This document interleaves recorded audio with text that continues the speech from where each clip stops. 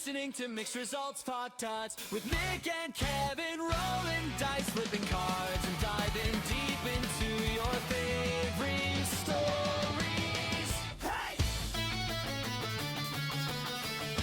And welcome back. Welcome to the Mixed Results Podcast. I am Kevin with Mixed Gaming 190 and my co-host Nick with Unexpected Results MTG, and our guest today. Me, I'm Alan, the Rule Daddy. How's it going? Thank you for joining us, Alan, MTG Rule Daddy. Rule Daddy. I got my rule ready. You got your okay. rule. I'm not packing mine, but Not sorry. packing it. I'm unprepared. It's okay. Well, welcome. Thank you for joining us, Alan. As you've already introduced yourself as Alan, but how old are you and where do you live, Alan?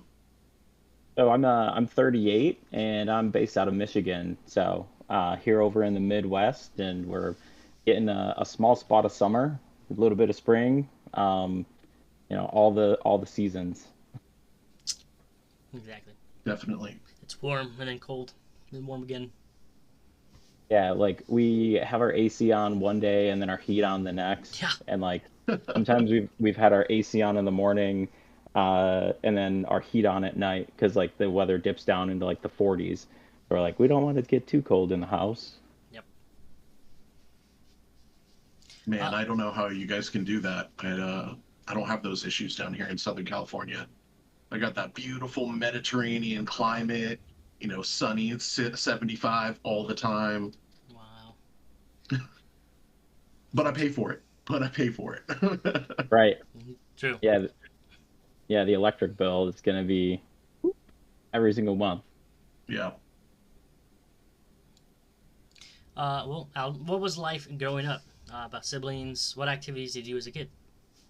Yeah, so growing up, I'm the youngest of four. So I got two older brothers and an older sister.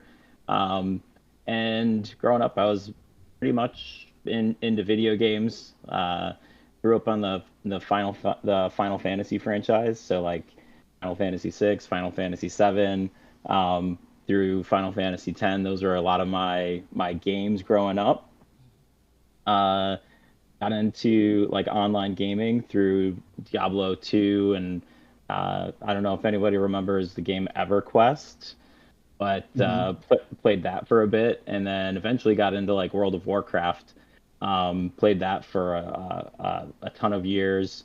Got like heavy into the raiding scene and was like getting close to pushing on with like world firsts for some of the bosses in like Cataclysm and stuff. So that was pretty intense. And then outside of that, I was like big into Pokemon cards growing up.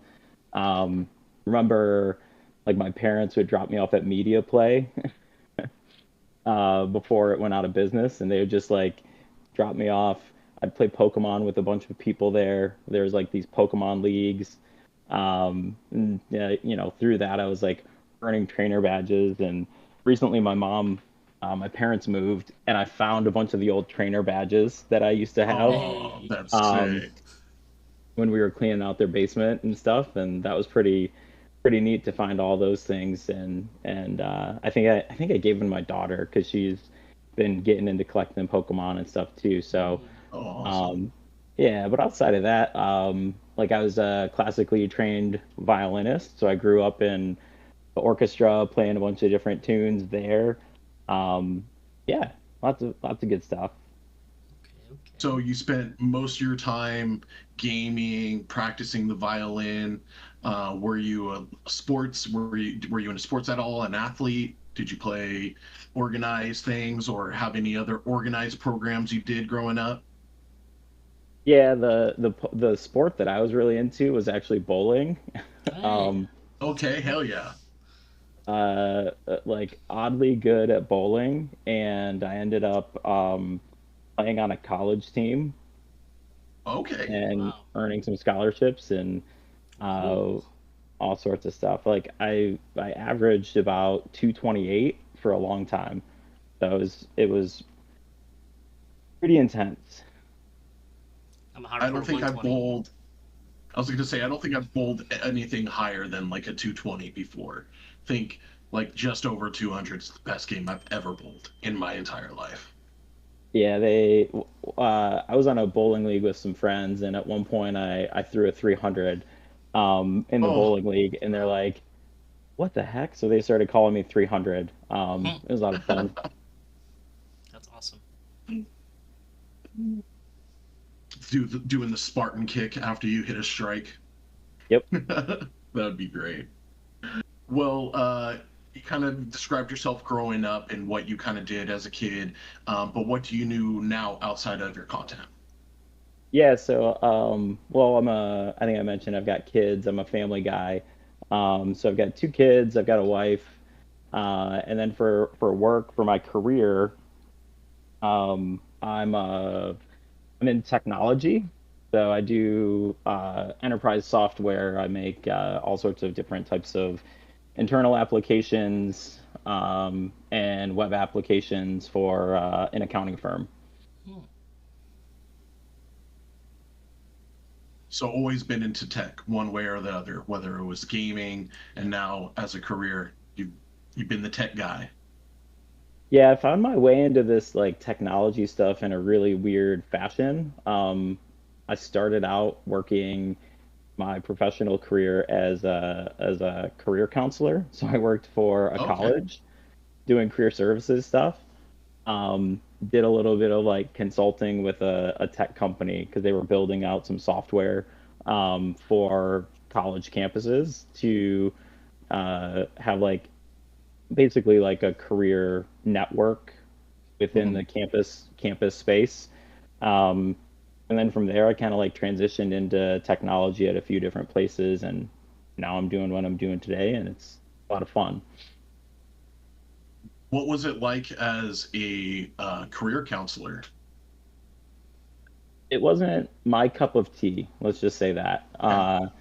It was interesting because I was like sitting there helping these 18, like these 19-year-olds and these 22-year-olds get higher paying jobs Uh, than I had as a career Oh, counselor. yeah.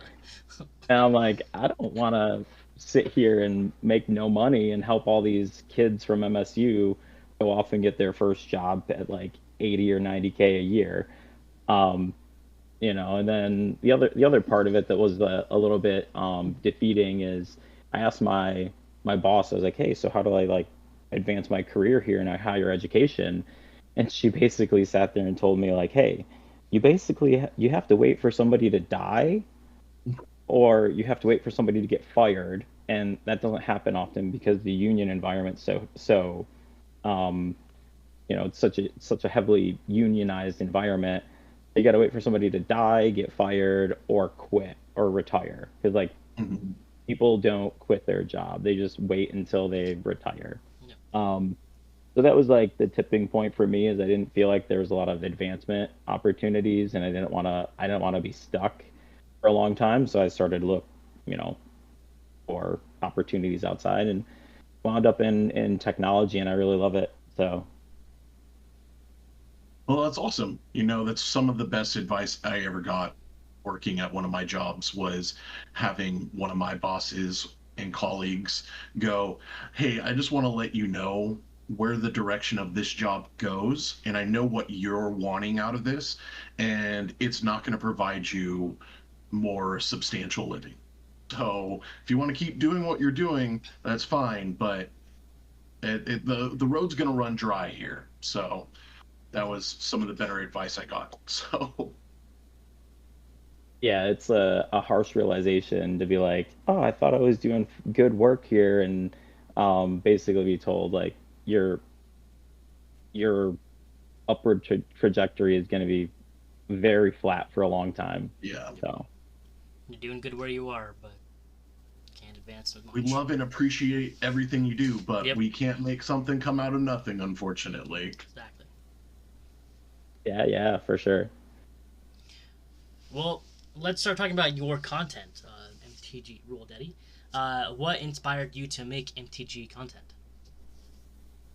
So I got back into Magic in like 2023 when the Lord of the Rings set came out.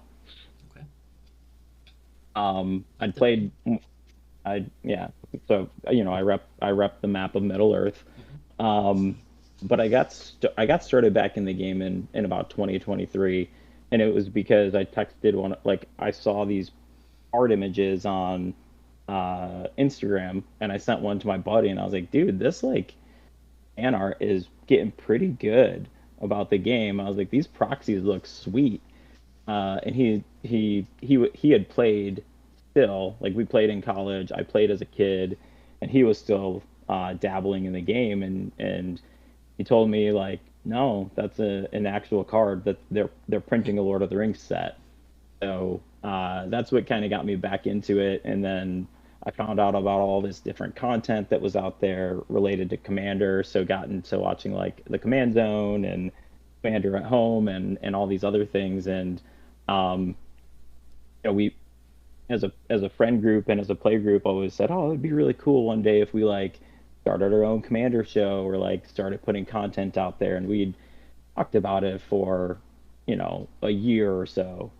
And finally, it's all my wife's fault actually, because we'd been talking about it for so long, and then she downloaded TikTok on her phone, created an account, and said, "Here you go, like start doing it." And I was like posting from her phone for a few days because I didn't even have the app on my device, and that was like the first foray. And I thought it would be fun.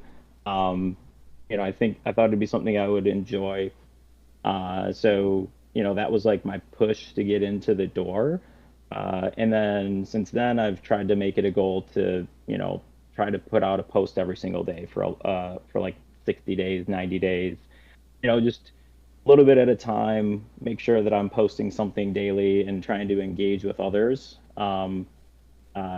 And like all that to say, I find the game so fascinating. I find all the rules interactions to be really, really, really cool, and they tickle a really great, like they tickle the right spot of my brain because I work in systems. Like my career and technology is all if then statements and systems and all this good stuff. So when I get to building a deck, I'm like, well, if I do this, then I can do that. And if I do this, then I can do that.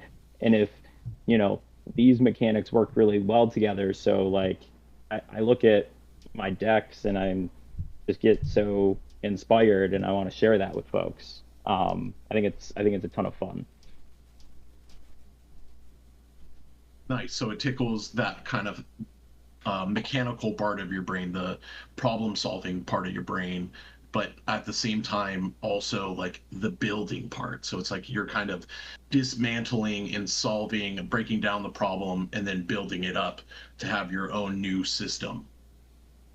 Yeah, that's exactly it. So like that's like the deck building process, but then the content piece is just like it's just fun. Like it's fun to be a part of this community. I've gotten to meet a lot of cool people so far, and it's through that like mutual sharing that you get to meet. Like I met you guys through Yeah. just like TikTok interactions, and then we met at the con, and now we're here and we're learning more about each other, and we're getting to like share this with the community. So it's been a ton of fun.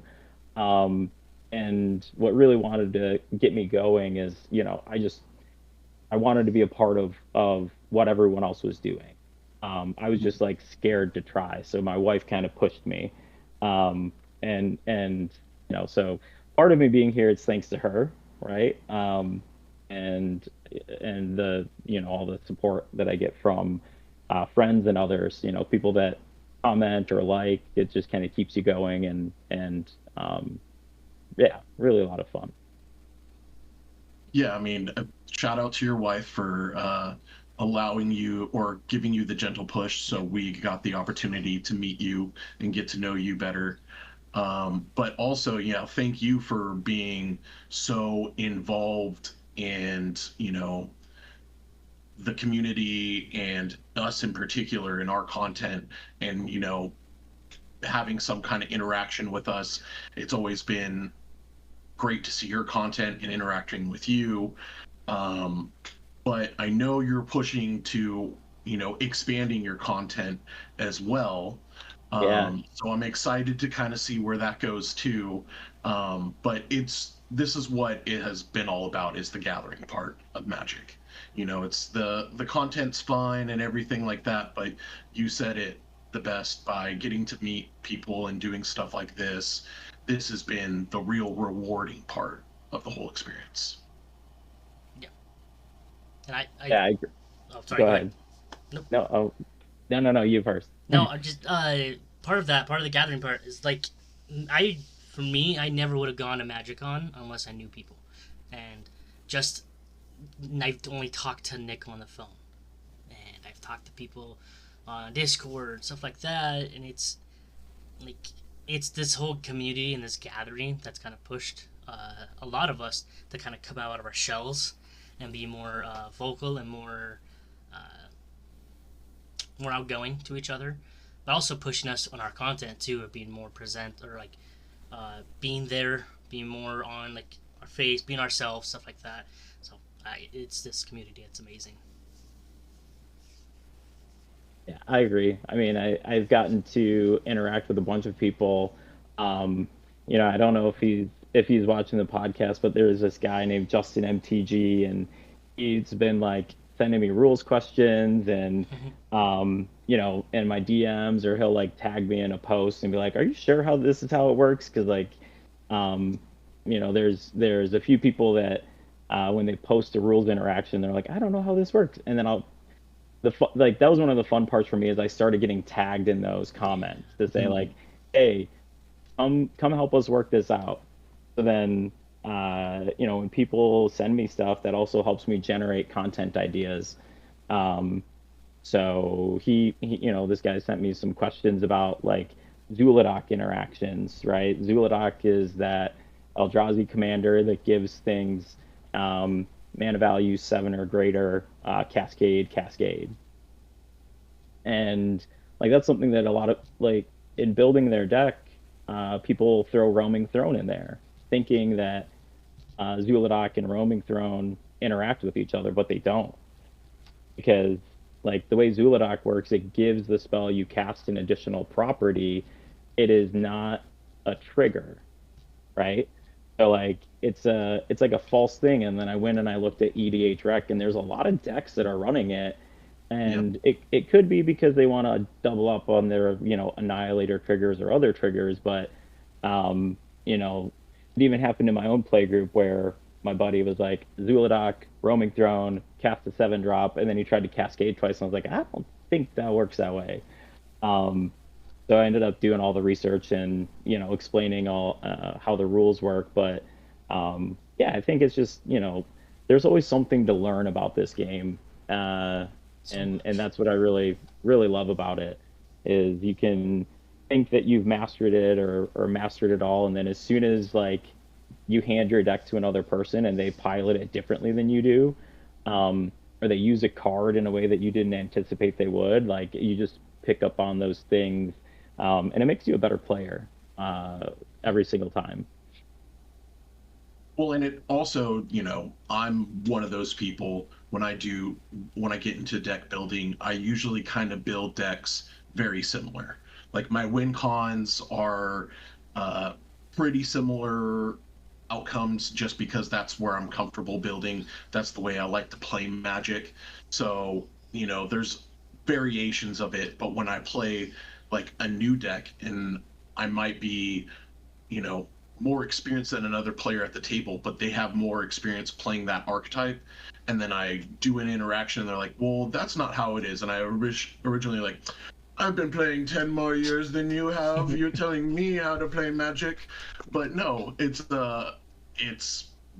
so many layers and so many rules to Magic and how cards interact with one another. It's very hard to be 100% confident in all your interactions and rulings. Yeah. With that being said, what is your favorite rule? Well, so there's a lot. The rule book goes over not like over 900 different rules, right? So it's hard. It was amended to 906 before this episode. Oh, Wow. okay, perfect, perfect. 906. Good. You did your homework. Some of my favorites are last known information. I think that that's one that is super fun to toy around with. Um, I have this like series of cards in my Doran Besieged by Time deck that can like kill a player, and by doing almost 10,000 damage to them. Wow. And it's this weird interaction with Jaws of Defeat and Overkill. So Jaws of Defeat says whenever a creature enters, it deals damage to target opponent equal to the difference between power and toughness of that creature. So if you play a 1/7, it would do 6 damage to a target. Well, while the trigger's on the stack, if you cast Overkill on that creature, it changes its toughness to negative 9,999. Hmm. So the creature dies, but the trigger uses last known information about the creature, which was the difference in its power and toughness being over 9,900, right? So you do 9,900 damage to somebody and just wipe them out of the game. And I think that those kind of things are super fun. It always makes people stop and say, "Wait, that works like that?" And then you have to like bring up the rules and walk through it and stuff. And I think those are it's just a really good example about how like a certain combination of cards or when a trigger resolves, it's a lesson, right? Because some people think that if the thing isn't there when the trigger resolves, nothing happens. But the game does check for the last piece of information known about that object when it was in that zone, and that can totally impact the way that things play out. And like I've from what I've heard from everybody, especially if you go higher brackets too, the stack is the most important. It's very important to know, and yeah, it's the most important, and it can do a lot of stuff in that space. Yeah, I think that's one thing that I try to teach people is to really understand the stack and priority. Um, like when you can take priority and when you can perform actions is super important.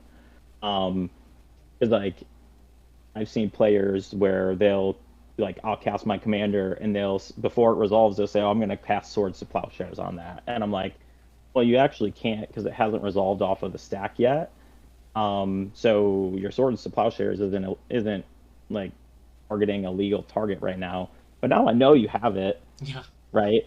Yeah. So I'm gonna say that maybe I'm just gonna cast the Mithril Coat and or do something to give it hexproof in response to your Swords to Plowshares. Um, I try not to do that though. Like I try to continue playing through my turn as if I don't know that you've revealed information. It's a learning moment, right? It's a teaching moment, and I try to play with a casual mindset. Um, but yeah, it depends on the bracket too, right? Like if we're playing bracket 4, bracket 5, I'm gonna use that information against you. But if we're playing like bracket 3 or bracket 2, we'll just have a little quick chat about like timing and priority, and like you can't actually do that right now, and here's why. You don't have priority, and this is an illegal target because it hasn't like hit the battlefield yet. And when it does hit the battlefield, I actually regain priority. So like you have to wait for me to take my next action before you can cast your spell or do something. That's cool to know. So Yeah. would you say that is probably like the most commonly broken rule by players is when they can interact on the stack? Yeah, I think that's one. It's pretty uh, getting the hang of like priority and getting the hang of sequencing, right? Like priority and sequencing well are two really difficult things to um, to master. Where would you suggest people to gain more knowledge about sequencing or interaction and how the stack works in particular? Is there a source or anything in particular you would point someone to be more well versed in that? Yeah, I mean, there's a aside from the rule book, go follow my channel, and I There have you a go. whole I have a whole post about like when you can gain priority, right? And it goes kind of through um, how you would gain priority, when you can gain priority, what does it mean to like hold priority, right?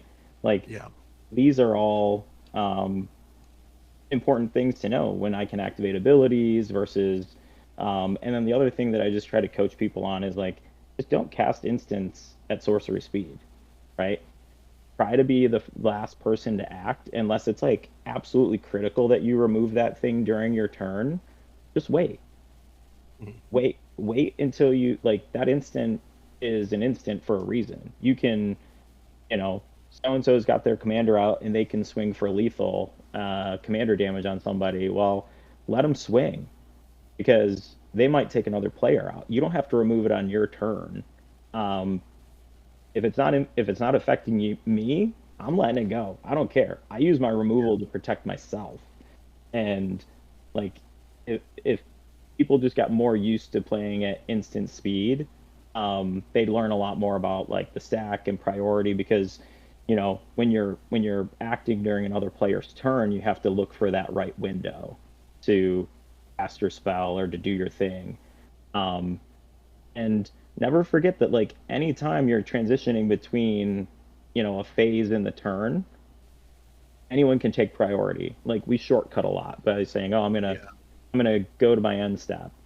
Well, you didn't even announce combat. You didn't even announce your second main phase. But like those are all points in which anybody can gain priority is when you're passing through those phases. Right. Um, so like just being aware, read the rule book if you want to. Go check out posts or things that I've put out about priority and stack or uh, I think if there's like a really good content channel that does rules breakdowns and like videos. Um, Rip Pull Repeat does a lot of great stuff too. A lot of great rule stuff. He's someone that I follow and think he does a really good job at explaining the rules and mechanics as well. Do I you think it's have? important. Yeah, go ahead. No, go ahead. I think it's important, just for what you were just saying about uh, players going and skipping through phases, to know about that as well.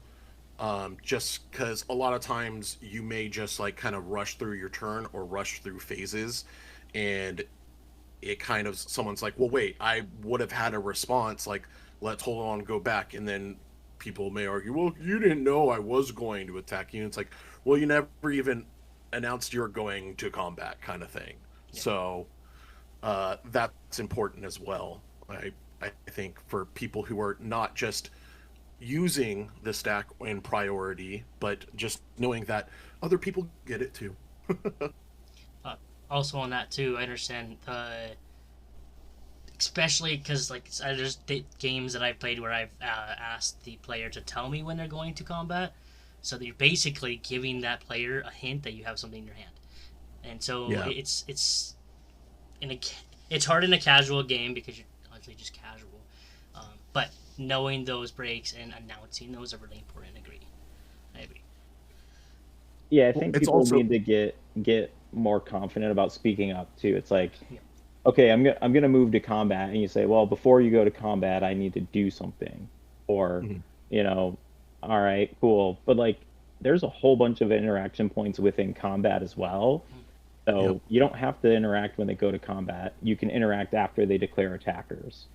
All right, cool. You've declared your attacks. Before we go to blocks, I want to kill the thing that you pointed at me, right? Like, and it's really about waiting until the last point and seeing what happens. And okay, and you can use your words, right? And be like, hey, I would recommend not attacking me. And then if they do anyway, then you can kill it, right? But like you tried to point them in a different direction or shoo them off Oh, thank you. into a different direction, and they wanted to call your bluff, and that's fine. Um, that's another thing. Like we played a ton of poker, like a ton of Texas Hold'em, a ton of Omaha Hold'em in college. So like in my play group, it's really funny because people are always just like trying to call each other's bluffs. Like, do you really have it? Because if you don't, I'm coming at you, like because you're trying to put up this facade that you're untouchable right now. So I'm gonna make you have it. Is like another interesting dynamic, but yeah, like getting to know when you can interact and why, and um, not wasting your removal. Like that's why I tell Yeah. people wait till the last minute to act. You know, it's okay to not use your mana for a turn cycle. Like if you didn't have anything better to do with it and you just wanted to hold up removal, and you didn't have to use it. It's okay to save it for another round. Like Yeah. like people will, oh well, they're passing into my turn. I got 3 mana open and I got this spell. I might as well use it because I want to be mana efficient. But like now you're just leaving your pants down when you go through that next turn cycle because you won't have the removal then. So You might be in a more vulnerable spot later. I think exactly. also knowing like what seat you're in priority, because a lot of times Yes. when someone casts a spell and it's like person in, in this case seat 4 is just yelling like I have a response, and it's like, well, there's 2 players in front that now you just like, they're like, well, yeah, we'll I just got let you nothing. take care of that. Yeah. Oh no, I don't have anything, we'll let you take care of that. And it's like, well, let the people in front decide if they want to do anything about it before you just fire off like, yep, I'll fix it. Yeah, and like in CDH and CEDH they call that like priority bullying, right? Where you make the last person in sequence act on it.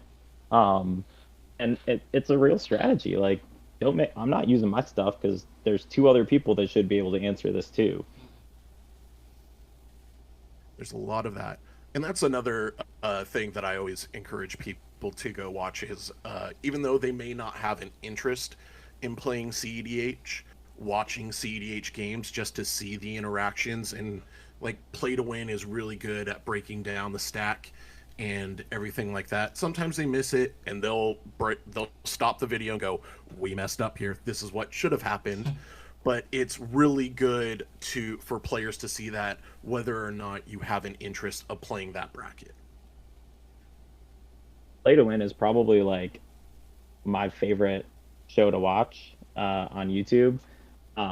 When I went to MagicCon, it was like one of the things I was dead set on doing was like going to the Play to Win live show, and and I went to their podcast. So it was like the one thing that I was like wholly dedicated to attending. And I was like, I went to the other live shows and watched some of them, but like at the main stage, it was you were able to understand what was going on the main stage while also like jamming a game of Commander in the tables that were pretty close too. So but yeah, I bumped into the 2 of them like just walking down a hallway, and they were super cool guys. It was really good. It was really fun to like bump into them. I had them sign a card.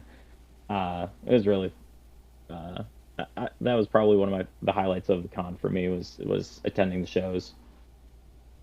That's awesome.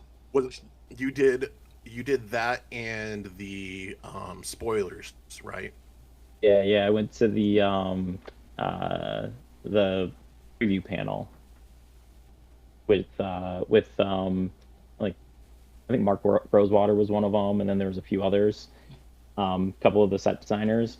That was awesome too. I really enjoyed getting to get a sneak peek, and I'm like, I told my friends I was like, I'm a content creator, so I got to take pictures. So I'm like taking a picture, like taking pictures of every card that they reveal, and then I'm like, okay, I gotta be like the first person to post this. So like, I'm just sitting there editing and trying to put a post out, and it was a ton of fun. I had a great time at MagicCon, and um, trying to be a content creator, trying to like just soak it all in, um, dealing with the imposter syndrome of it all, you know. Definitely big imposter syndrome. I agree with Yes. that 100%. Yeah. Well, going back into a little bit of the rules, we do have a question Yeah. about MagicCon after that. But what if you could invent a rule? What would it be, and why? So I haven't really like spent a whole lot of time dreaming up mechanics. Um, but what I do think about is like, how could I apply a mechanic to a card, and what would that be?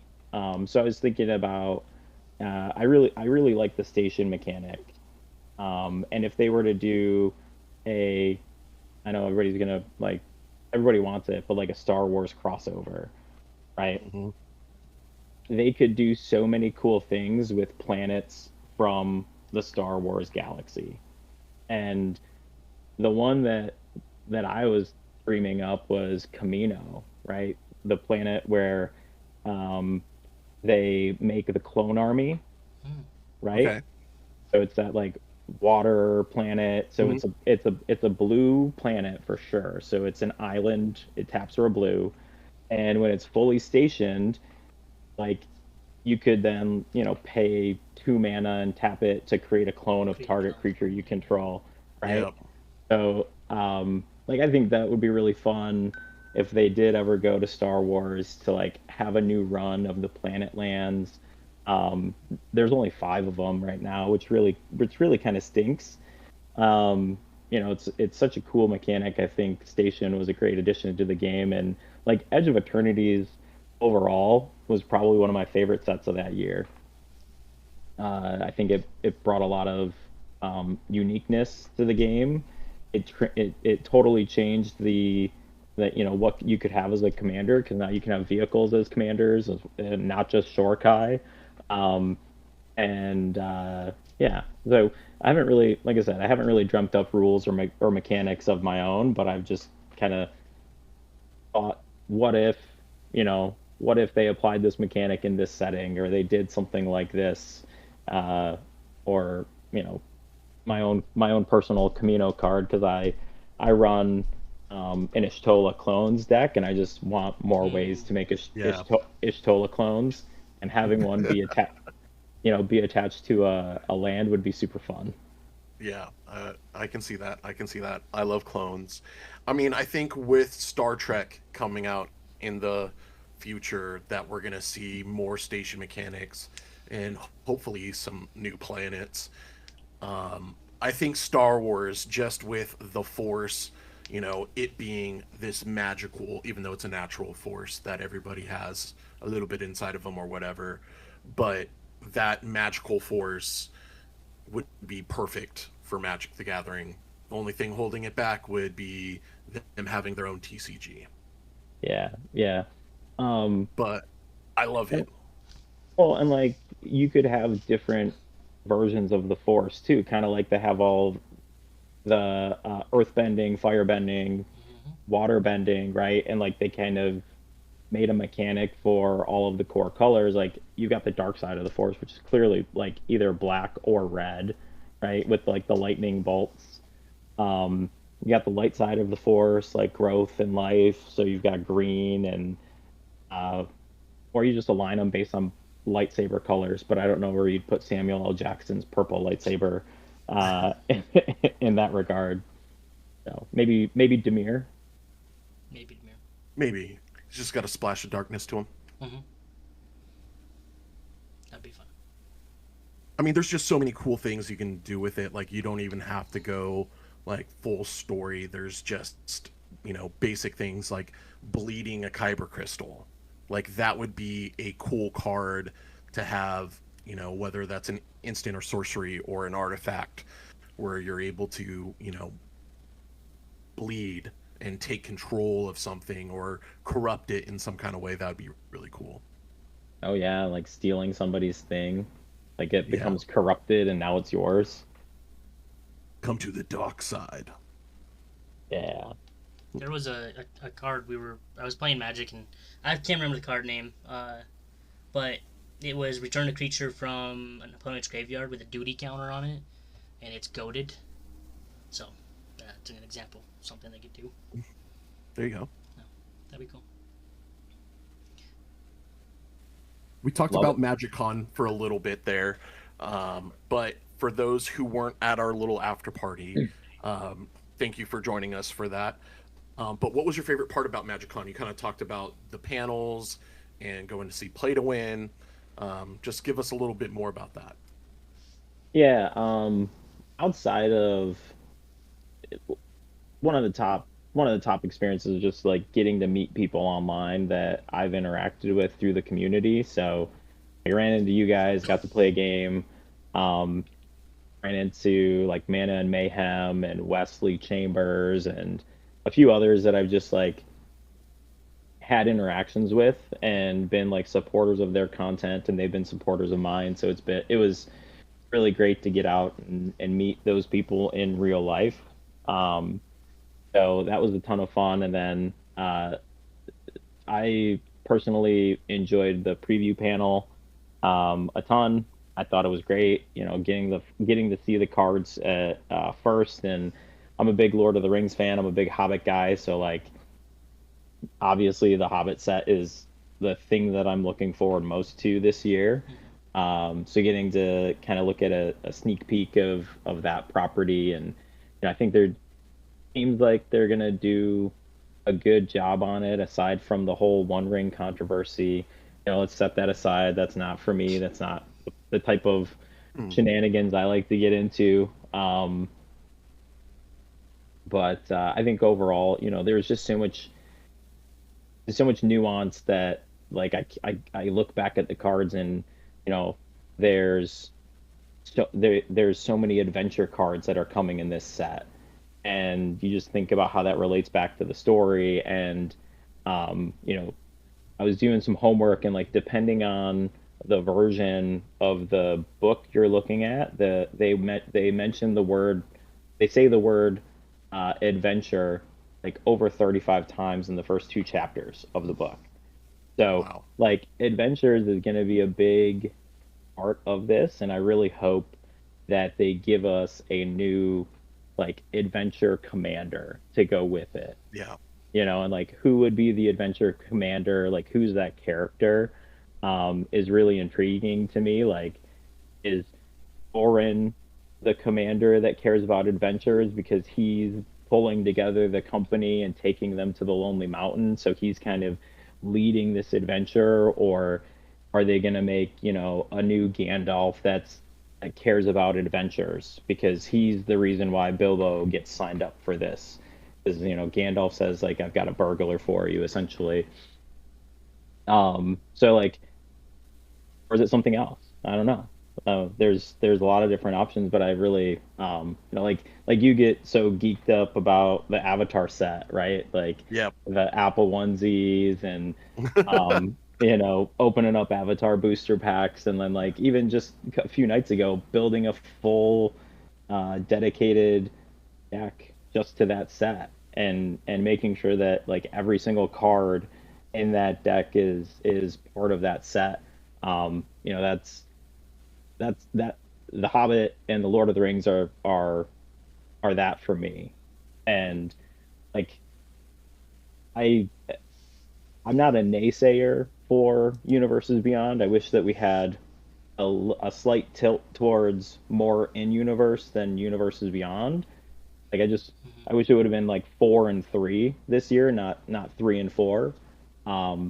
And I love that people get excited about the properties, but not all of the properties are for me, and that's okay Yeah. too, right? And I get like I got pretty downtrodden because people were bashing me about like rating the Teenage Mutant Ninja Turtles set low, because I kind of did like a what sets am I excited for this year post, and people are telling me like don't yuck people's yum, blah blah blah. I'm like, well, somebody's got to be seventh Yeah. Yeah. if I'm ranking them 1 to 7, and it's just that I'm not personally excited for it. And if you're excited for it, I'm excited for you to be excited for it. I don't have to be excited for it though, but I'm excited for you, right? Yeah. Like, and I want people to enjoy the things that they want to enjoy, and I'm not bashing anything that other people enjoy. Um, I've never watched an Avatar episode, but I really loved that set, even though I never watched a single episode.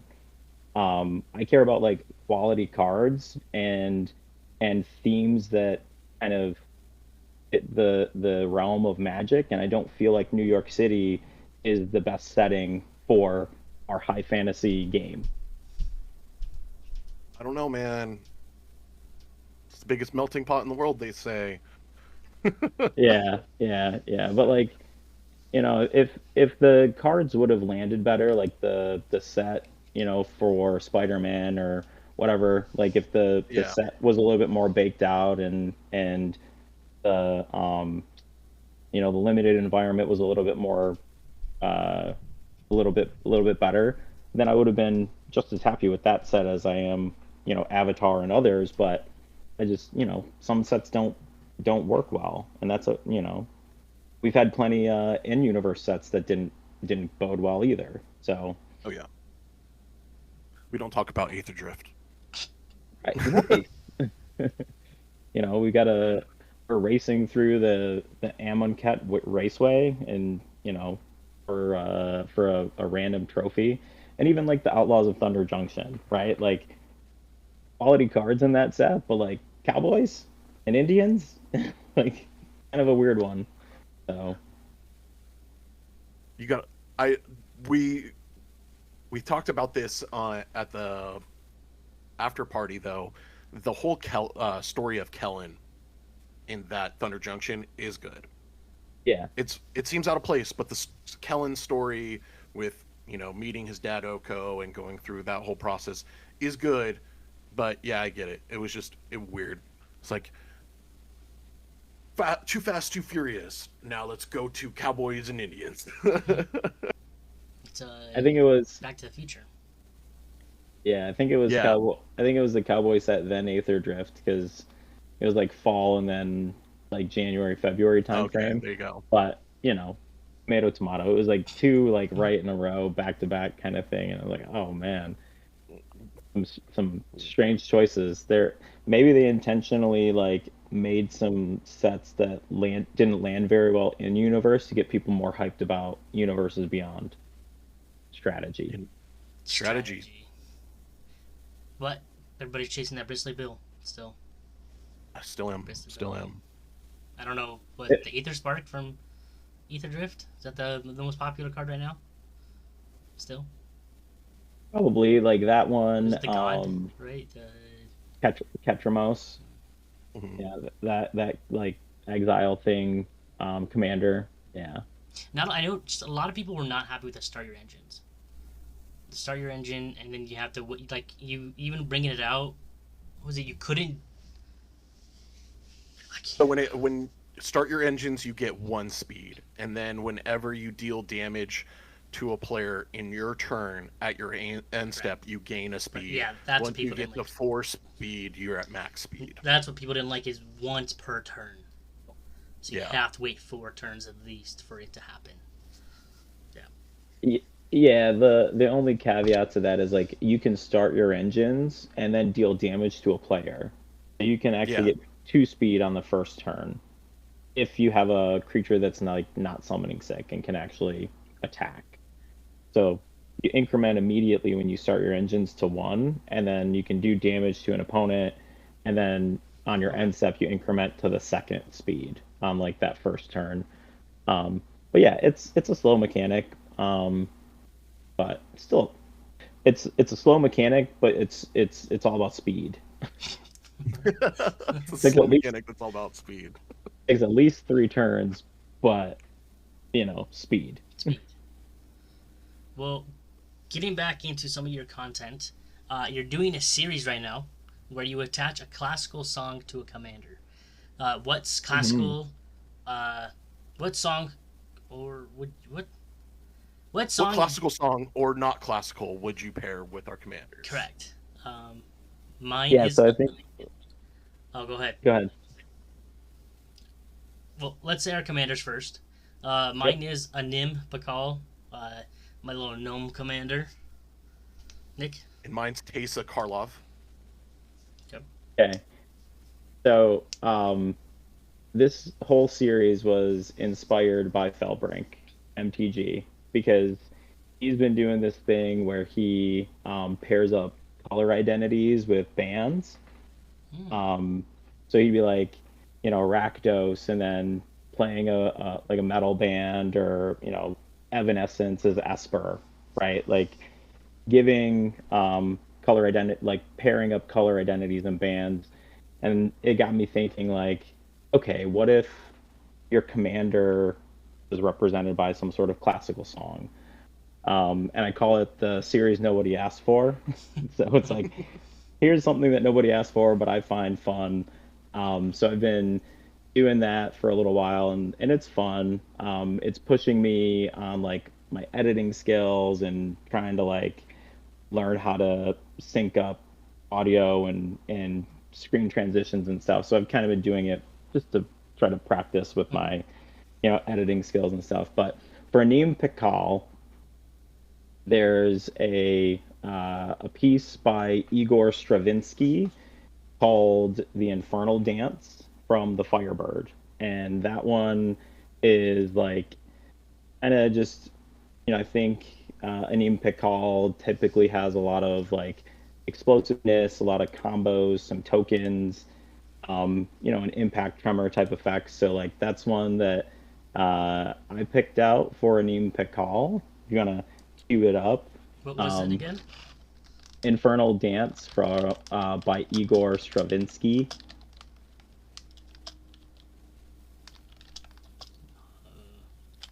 And then I'll go for the next one as well. So for Tessa Karlov, gotta be a little bit more like dark and gothic like vibes. And for that one, I picked a song or a piece by Johann Sebastian Bach, and it's Toccata and Fugue in D minor, and it's like classical cathedral type music, and yeah, and it's kind of like, felt like putting together a symphony because it's aristocraty and combo-y, like sacrifice. So those were the two that I picked out. I don't even know how to spell that last one. You might have to send that to me. I got it. Oh, you got it? Okay. Toccata and Fugue in D minor. Starting to play the other mind. All right. Unfortunately, you guys can't hear it, but the chat can. I can hear it. Oh, you can hear it? I'm listening to the live.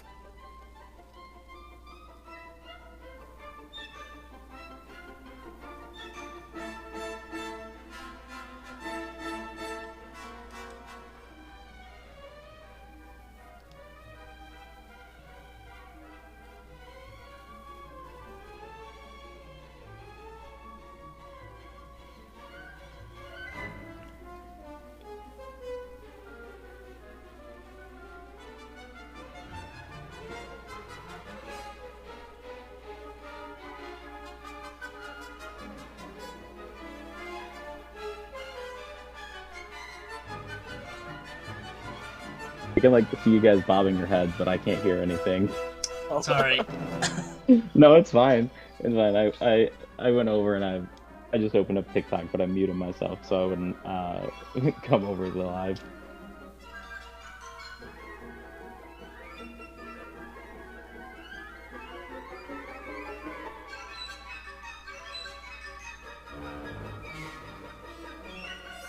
What do you think? A good pick? I love it. Yes, it's a good pick. Yeah. It reminds me a lot of just that the music you hear like watching Tom and Jerry, and when they're like mischievous and stuff like that. And so it's fun with my commander making all the gnomes. They're just building up and being mischievous. Yeah, I mean it just kind of like builds and builds and builds, and then it like slow crescendo into some sort of big explosive turn. And like Anim Pikal, if it's not answered, like the deck snowballs so much because like you got 2 gnomes this turn, 3 gnomes the next turn, 4 gnomes the next turn, 5, 6, etc., etc., etc. And like if it's not interacted with, it's just gonna go over the top. Mm-hmm. do yours. Okay. I just realized you're not going to be able to hear mine. You know. Because yeah. So give me a second. I'm going to send. Boom. I That's can't the name look of at it. through Discord either. Yeah, I know, but you'll have to look. That's just the name of the song. I know I can't look at it on the live because it'll close down your guys' pictures. It's Toccata Okay. And and Fugue in D minor. got it. It's a long song. Wait. Yeah. Yeah, maybe I should have like picked an excerpt that made sense, but it's No, just like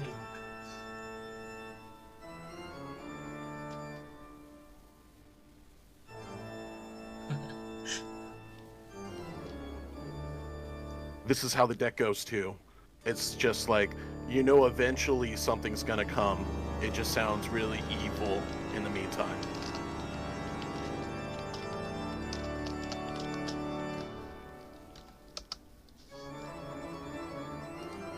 it's just like you know something bad's coming, and like that's the vibe of Orzhov. That's definitely Mhm. you know what Tesla's gonna do. I agree. I love it.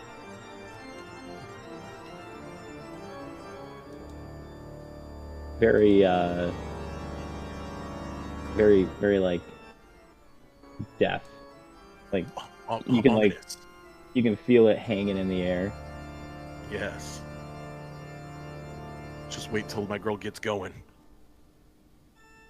She just needs her altar, some zombies in the graveyard, some vampires on the battlefield, and we'll get going.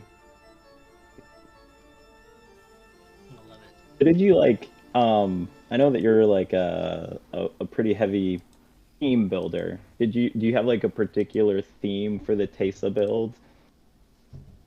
So Tesa was probably maybe the fourth or fifth commander deck I ever built. And it's because I was a huge fan of the aristocrat strategy. I played it in standard a little bit during the Amonkhet and Hours of Devastation blocks, or Aether Revolt, or whatever it is, Kaladesh Aether Revolt. Yeah, those ones.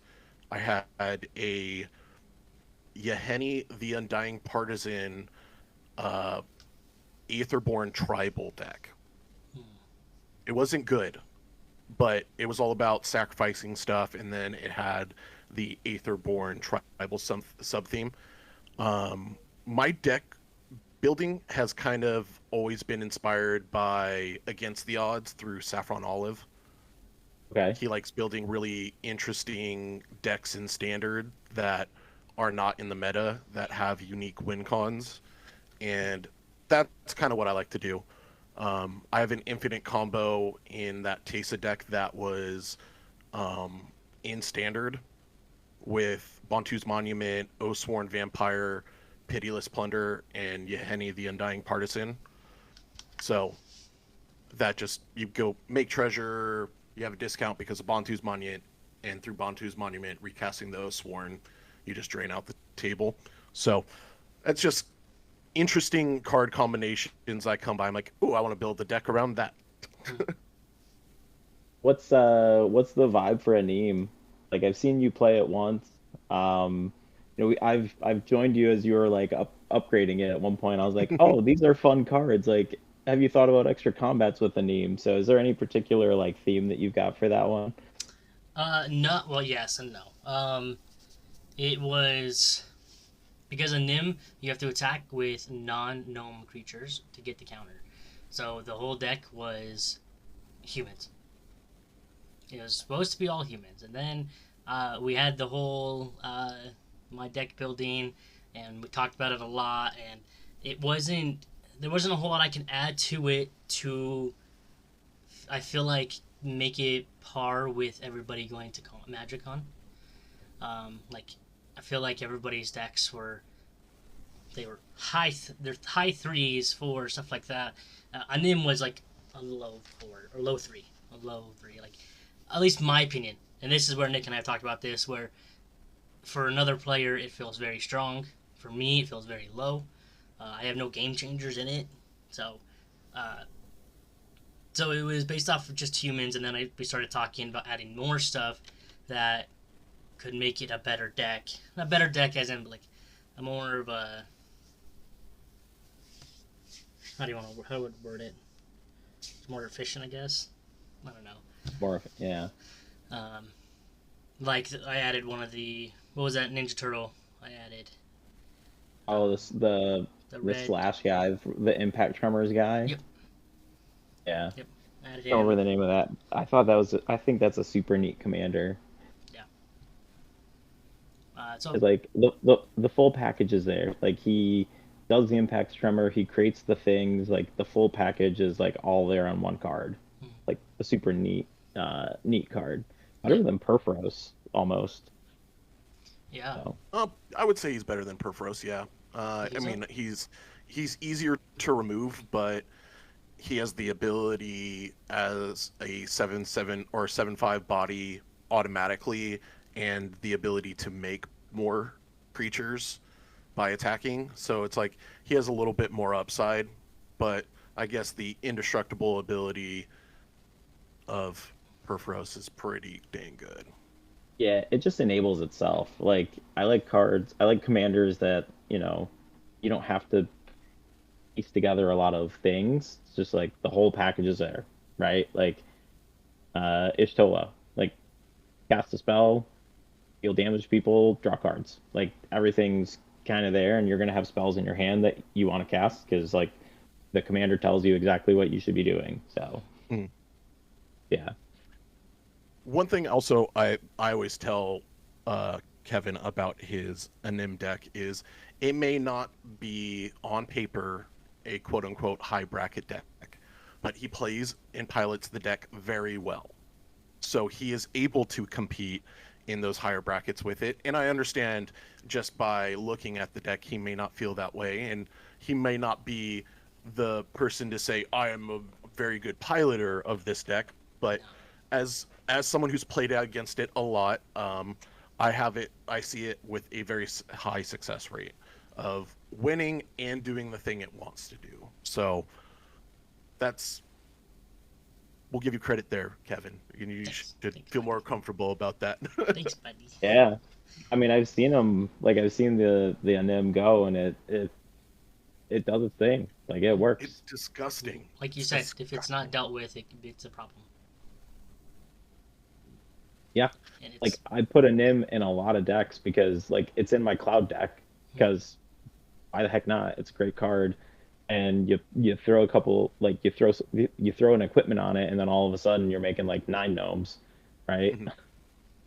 well, hopefully hopefully the rule daddy doesn't say I did it wrong, but playing a Nim and then having oh my gosh, what's the 2 mana, it's not Twitching Doll. What's the other doll that every creature that's power 2 or less? Arabella. Arabella. Arabella. Yep. Yeah. Arabella, the abandoned doll. So a Nim and a Arabella, I have that. That's really strong together. Super strong. Yep. Yeah, it's however you layer the triggers, right? So like they're both an attack trigger, and if you resolve a Nim first, then the Arabella trigger would see all those things on the battlefield. And okay, good. See, I did it right. I'm good. I got it right. Yeah, thank you. You got it right. Yep.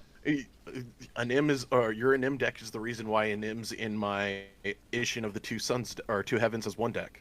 Really? Yeah. Hey. I was like, I need a copy to put in this right away. It's good. It's a good one. Yeah, it's a fun one. And Ixalan was actually the first pre-release event that I went to. So I've got a lot of fond memories of the Ixalan set. We bought all the pre-cons for that one. I think it was the set that came out right after Lord of the Rings or close thereafter. So Lost Caverns, that's what you're talking about. Yeah, Lost Caverns of Ixalan. So like Anim was in that set, and I got all of the decks for that one. I really liked the vampire deck from that set, and Hawkball is a really good deck, like Yeah. crazy good. And I've upgraded that deck, and my wife plays that deck. It's her deck, and sometimes I'm allowed to look at it. Um, but she really like claimed that deck, and um, it's what brought her into the game too. Like she started playing with us, and that Murph, she's like, well, you know, I'm not gonna play with something boring. I need like mermaids or fairies or something. So she had like the fairy deck from Wilds of Eldraine that she was playing, and then she had the Hawkball deck, the mermaid deck um, uh, from Lost Caverns of Ixalan, and like then she got into the game and started playing, and it's been awesome. I got. I think that's a really good concept. Sorry, to introduce your significant other to the game. Nomadic MTG posted a video today of how he got his wife into the game. It's like she's not into high fantasy or anything like that. She's into nature and animals. So I built her a wolf deck that's all about life gain and making as many wolves as possible, and she loved it. And it's like I wasn't gonna build her a Rakdos Demons deck and say, "Here, play Yeah. that." Yep. Yeah, I mean, my wife's always been like into the strategy games with us too. Like we've played Catan, we played a bunch of like Ticket to Ride, like we play a bunch of board games, and um of Thursday night board game night at my place, way back when in our first house. We had this big long table and people would come over and we'd play board games. So we've always been in that like tabletop setting, tabletop genre, and yeah, Lord of the Rings 2023. We're all back in Michigan. We're living in like the Metro Detroit area, and Magic brought us back together more intensely than we have been in a long time from like my friend group perspective, and like playing, and then my other buddy, his wife started playing, and so now we can like have a girls pod and a boys pod and look at each other and like, no girls over here in the boys pod. That's pretty cool. Now, does board game night get as contentious as it does for me? Depends on who's there. I'm not allowed to play Catan with certain people. Mm-hmm. Uh, We it gets competitive, for sure. I One of my buddies actually lost one of my roads, like one of my road segments, because like oh, some stuff happened and it like flung off the mhm. table, and he still owes me a white road segment. Uh, I'm gonna call him after Hold them this and up. let him know. Yeah, it's been since 2014, and I'm still looking for him to replace the road segment from Catan. Incomplete set. Uh, If you play white, you can't have the longest road. Exactly. I mean, you can, but then like somebody can get to 15, and Eventually, yeah. then you're shot. You can't get it. You're stuck at 14. At my old job, we used to do like a monthly Catan night, and we'd get all the coworkers together and we play Catan. We did that 3 times, and then everybody kept making excuses of why they couldn't go, and it turns out it was just because me and my other manager were just impossible to handle at the table together. We'd just Just be bear. arguing, making dirty slide deals on the side, and you know, if you ain't cheating, you ain't trying, baby. Oh my gosh. It's like Try to loop. It's it's, po- 100% politics. it's still politics, right? Like we doing politics in Catan, and then you're doing politics. We were on a big villainous kick for a while. Have you ever played the Disney villainous game? I See it have though. not. Oh, it's great. It's fun. You take on like the you take on the story of a Disney villain. So like you might be Captain Hook, and you have your own board and your own objectives, and then your opponents all have their own board and their own objectives. So like Jafar needs to steal the lamp, and then get to the palace and do something, right? Like those are the objectives that Jafar has. And like for me, I'm playing Captain Hook, so I have to like go to Neverland and like do some other stuff, and like you roll dice or you move your character around and do all these things. You got these piles, but like you can also interfere with your other opponent's plans by interjecting their heroes into their story. So Oh, like, okay. you interject Aladdin and he gets in the way of Jafar, and then they've got to like it slows their progress. So it's interesting. It's a fun little game if you haven't played it before. Definitely give it a try. But like there's just so many permeations of it now. There's like Cruella Deville, and if you want to get more characters to play, like you got to buy multiple versions Expansion of it. sets. Yeah, but it's fun. They've been moving into like Star Wars villains and a few others. So Oh, that's kind of cool. yeah, They're expanding with them gaining more and more IPs. It's like the Infinity Gauntlet. They're trying to assemble all the IPs. all of them. We've got two stones now.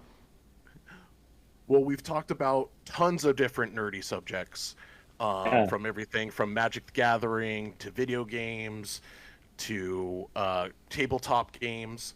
What sparked your love for and passion for all things nerdy? What was that moment that was like, "Yep, this is me"? Was it Pokemon?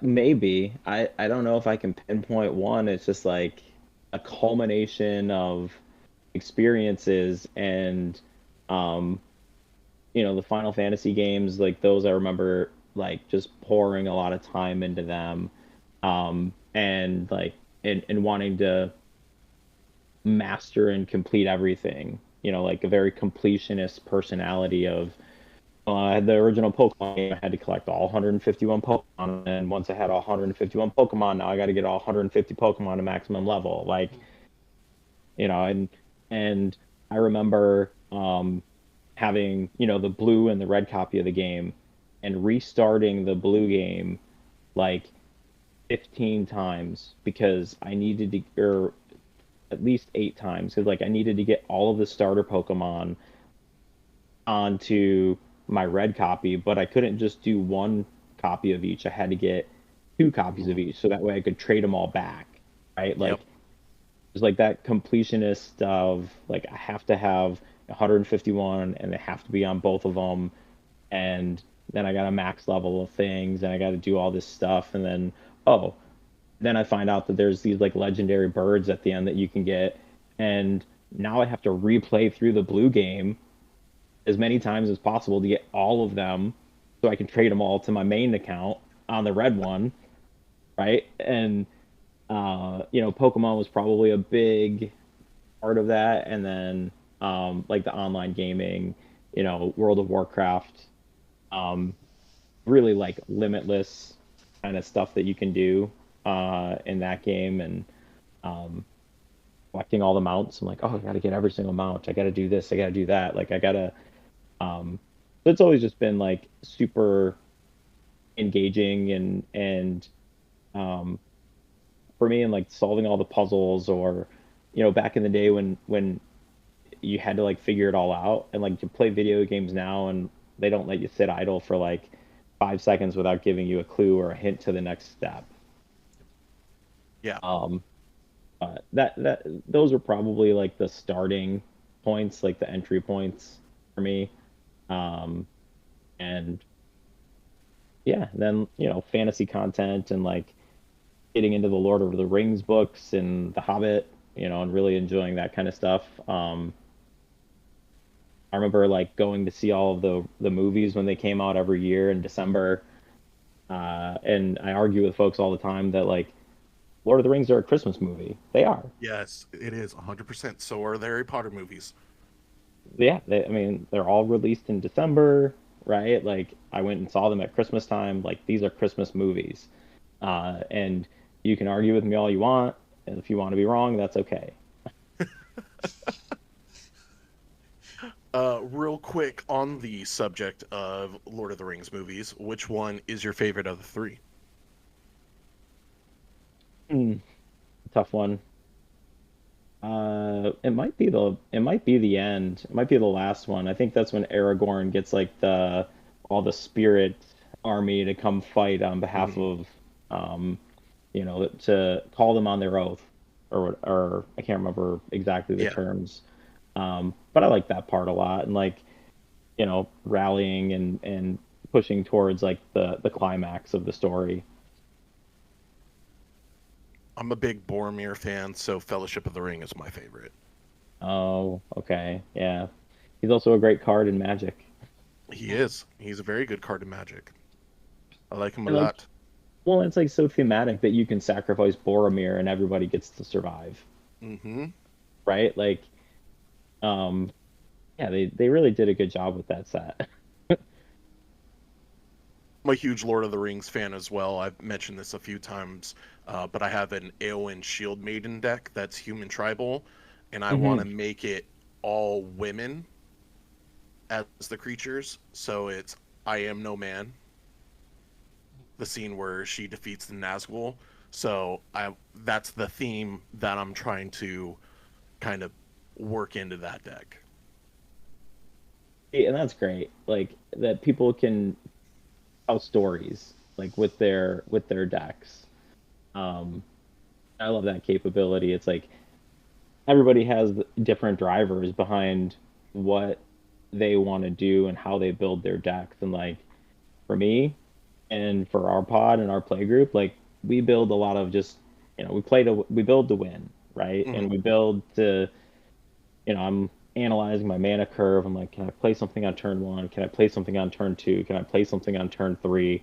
Am I set up to do my commander thing? But then um, I did challenge everybody to like, let's make a Halloween themed deck. It was like Halloweeny. So I built this like Tasha the Witch Queen deck, and it was a ton of fun to like pivot and try to do something different from a deck building perspective to like try to really be on theme. I'm playing a bunch of weird stuff. Like I've got a cauldron and I can put a newt in it, and there's a bunch of witches, and it's There you just go. like I'm stealing people's stuff, but it's like not in optimal ways. It's like Yeah. got to have some sort of witch slant to it. And it was really challenging because I was trying to find some board wipes. Um, and there's not a lot of great like witchy themed ones, so I was like, toxic deluge. Like if I'm poisoning the waters, I guess I can make that work.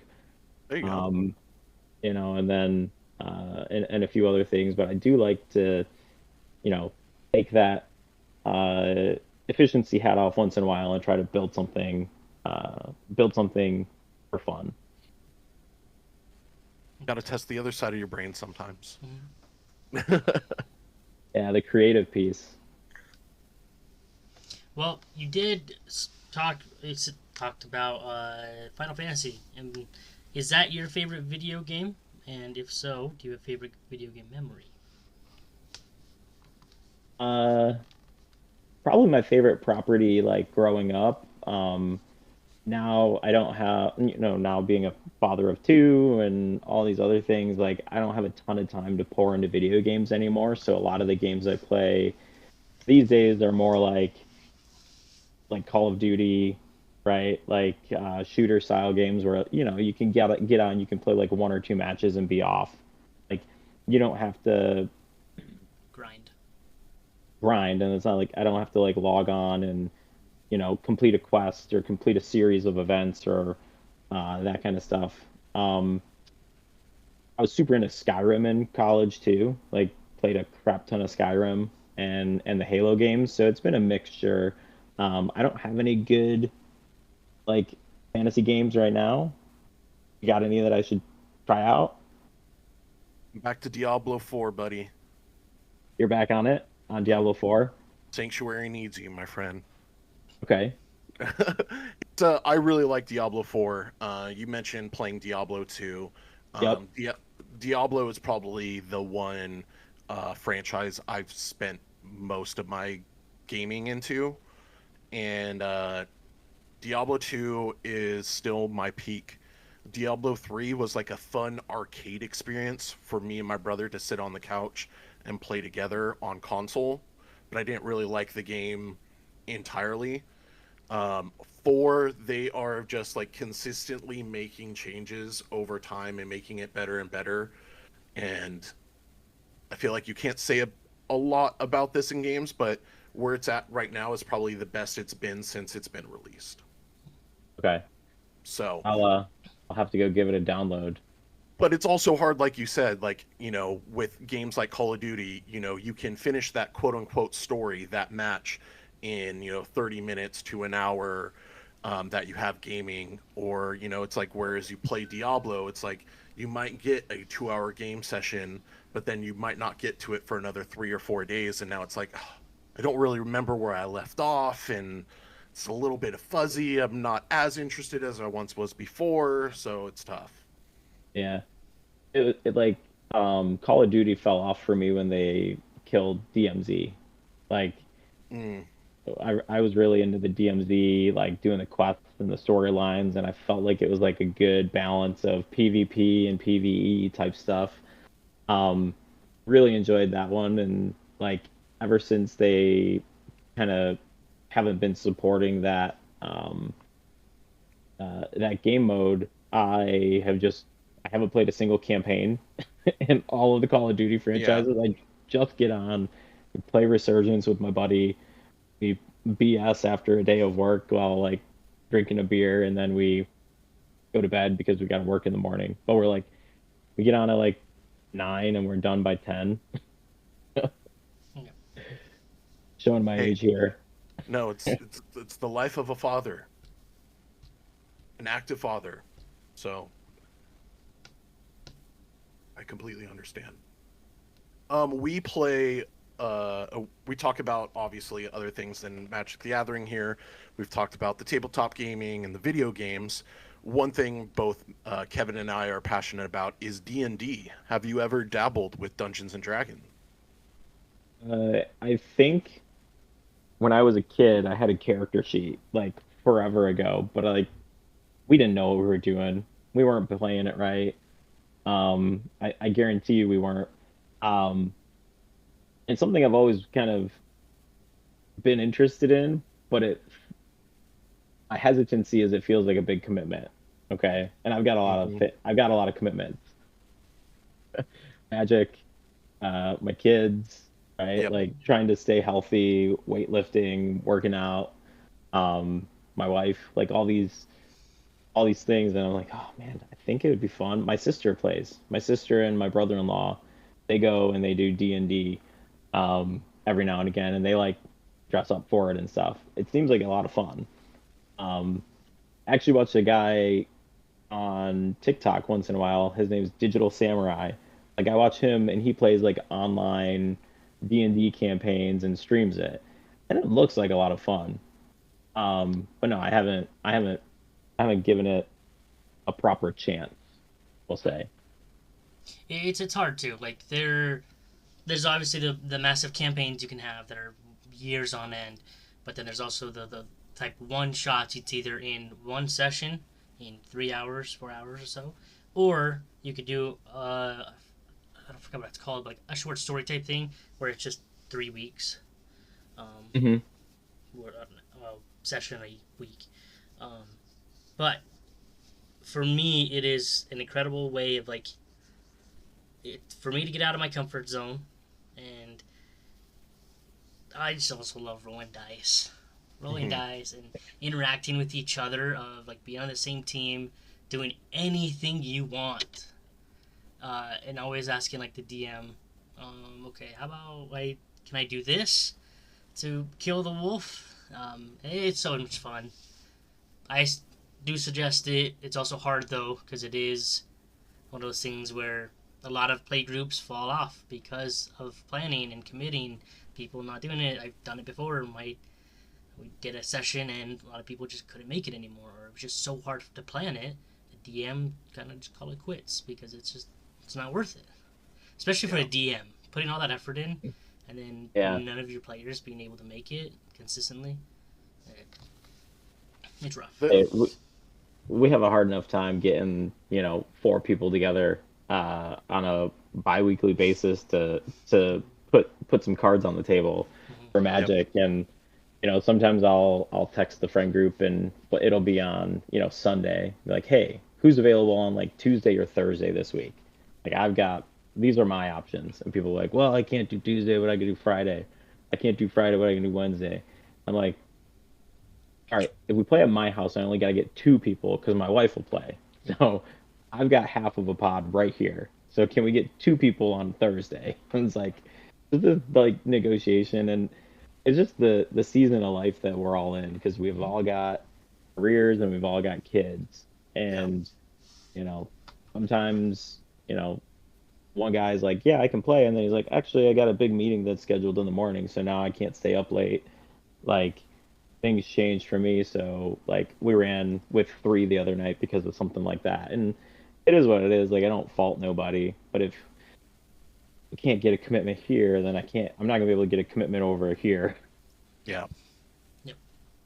I do want to mention you said you don't know if you were following the rules or right or anything like that, and that's what's great about D&D and the RPing space is you don't need to be playing by any specific rules. The person who is DMing the game decides the rules for you, so you were never playing wrong. You were just playing by your own set of rules. However, I think that the rule book is one of the most like open-ended, easily broken thing of all time. And just knowing you with the rules, I think your time commitment would be probably triple in the rule book as it would be in game playing, and how you can break this game. So I would be concerned in that aspect, and not you having the time to commit to playing the game. It's you learning the rules and breaking them. Yeah, it's just, I'd be like, okay, which rule set are we playing with? Are we playing like V2.3 or V2.2? Because I gotta like really like dig into that specific Hmm. set of rules, and make sure that like I dual class is the most optimal thing in order to do it. Like, I mentioned playing Skyrim, right? Um, I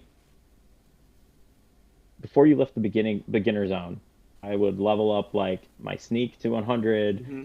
my With the bear. uh yeah, with the bear, and then like level up all my one-handed for whatever weapons I could pick up, like level them up to the max level, because you can just beat that dude, that NPC, Hmm. indefinitely. So like, very much like trying to bend and manipulate the rules as best as I can in my favor, because I want to give myself like the highest probability of winning.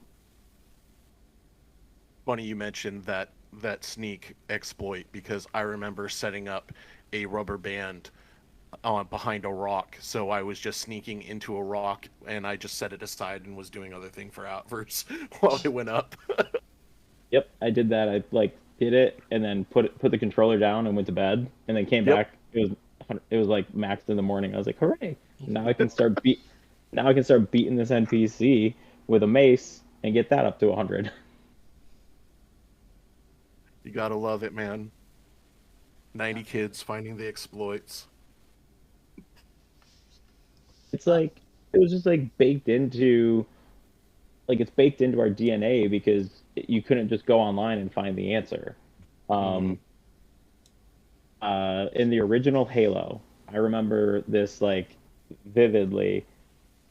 We used to, like, my buddy got this magazine, and it was like Xbox Halo put out this challenge to see if you could get a Scorpion tank on top of one of the forts in Warsong Gulch.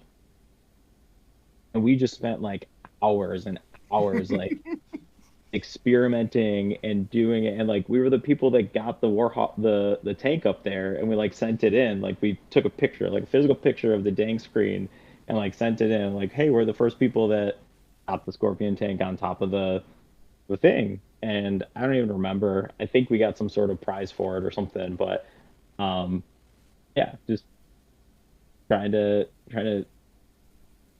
uncover every corner, let's just put it that way. We were sandboxing games before sandbox games were a thing. Yeah. Wow. Well, and like now I do that professionally in my career. Like I design systems, I design software, and then I try to break them.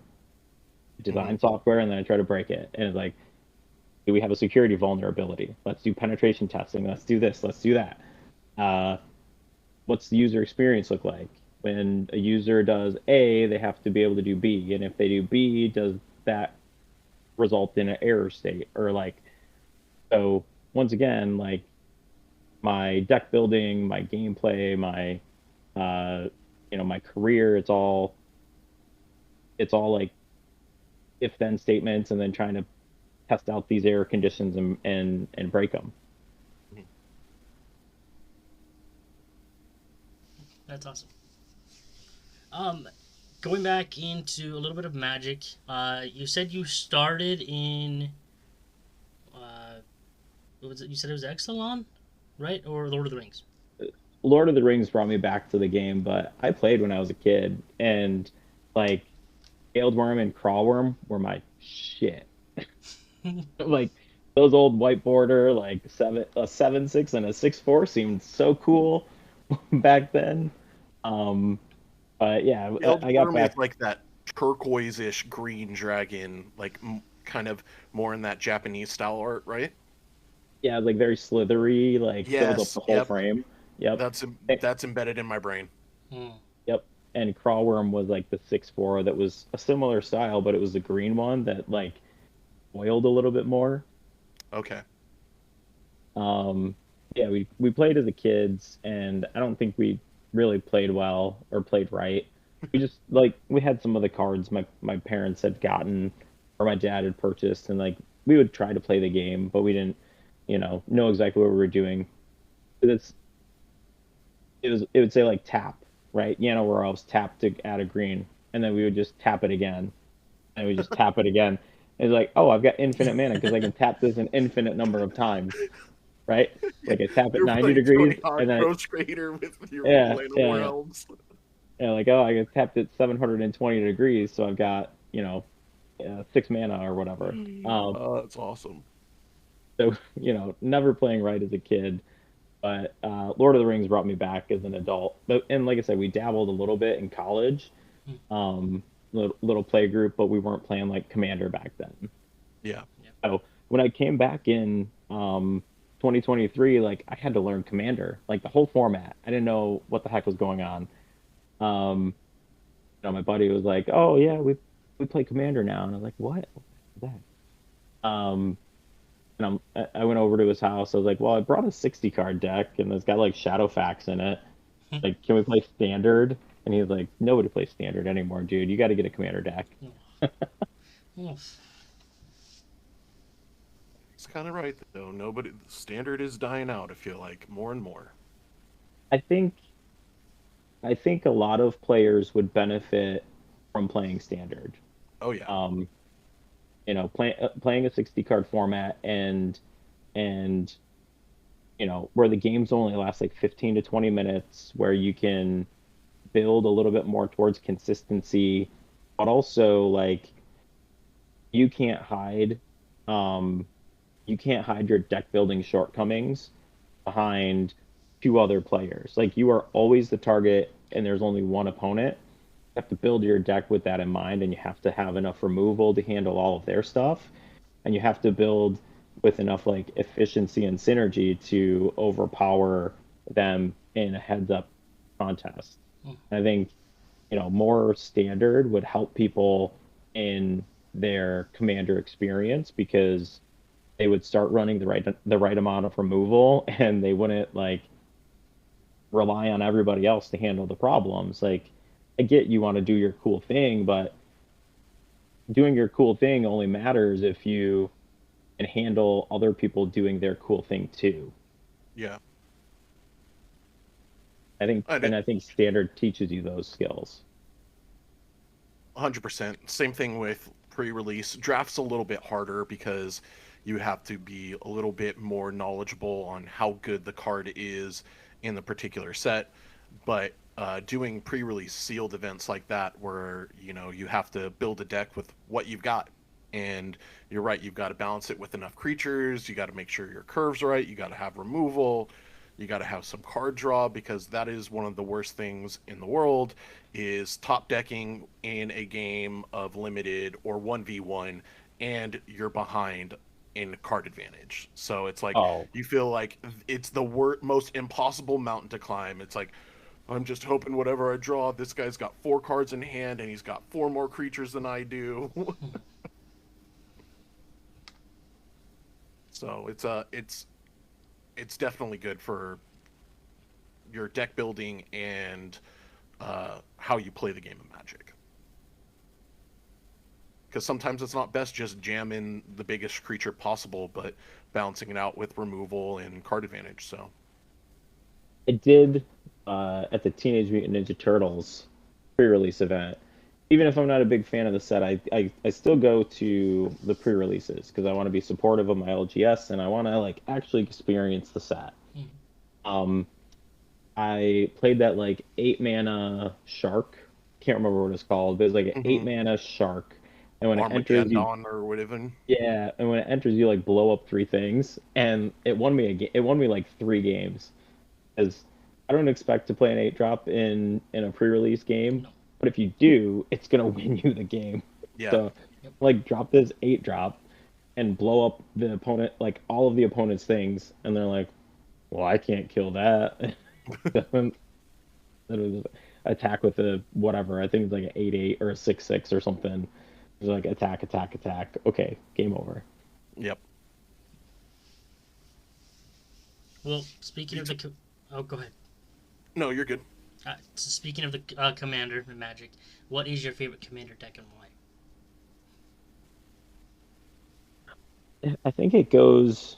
I think it ebbs and flows. The one that I've probably put the most energy into is like my Ishtola clones deck.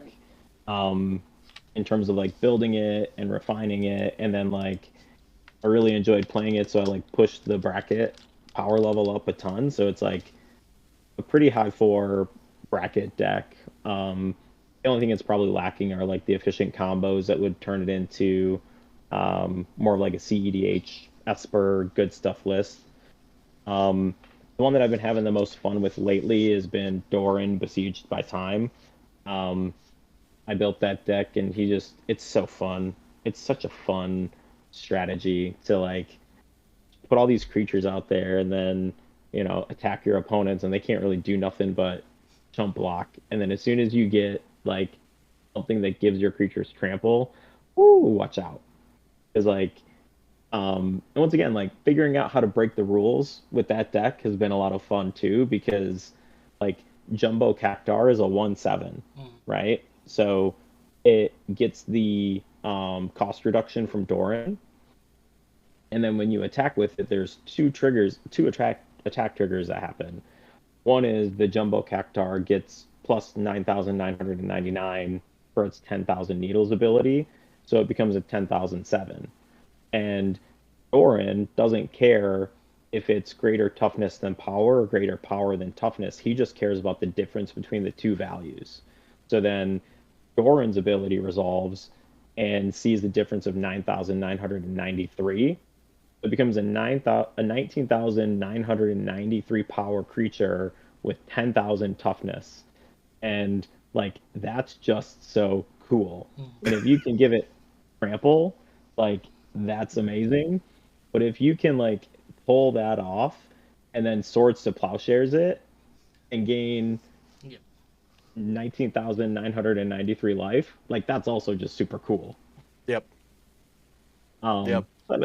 I have a lot of fun piloting that deck. I feel like it does what it's intended to do, more often than not, and it's just a lot of fun.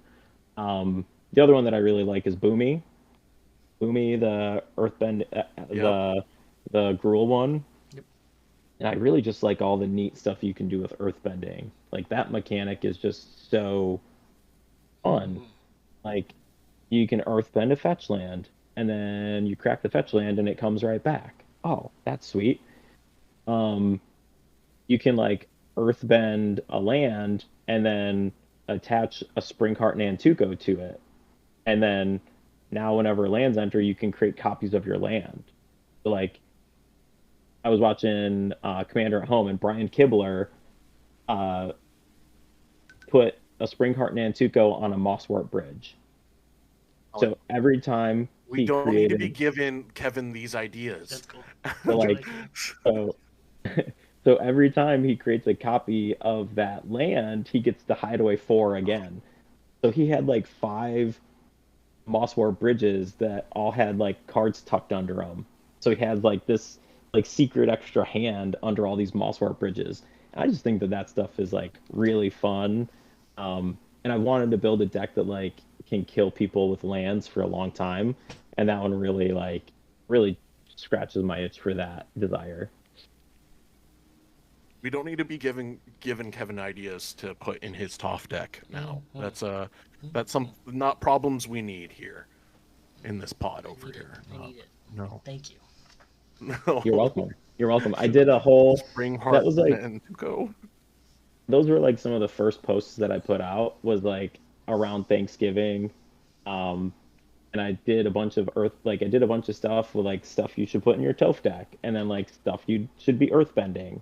So if you go way back on my profile, it was I did like 3 of them. It was like lands I'd like to earthbend because I wanted to make it sound like moms I'd like to whatever, lands I'd like to earthbend. And yeah, there's just so much neat stuff you can do with that mechanic. And then I think TOF is like a really nifty commander too. Avatar just was like a really great set for commanders and a really great set for mechanics. Yes. And like some people were buying it because they were big fans of the property. I bought it because I wanted to be a part of new Magic cards, and like the stuff looked cool, but it makes me want to go and watch the show now because people talk about how great the story is.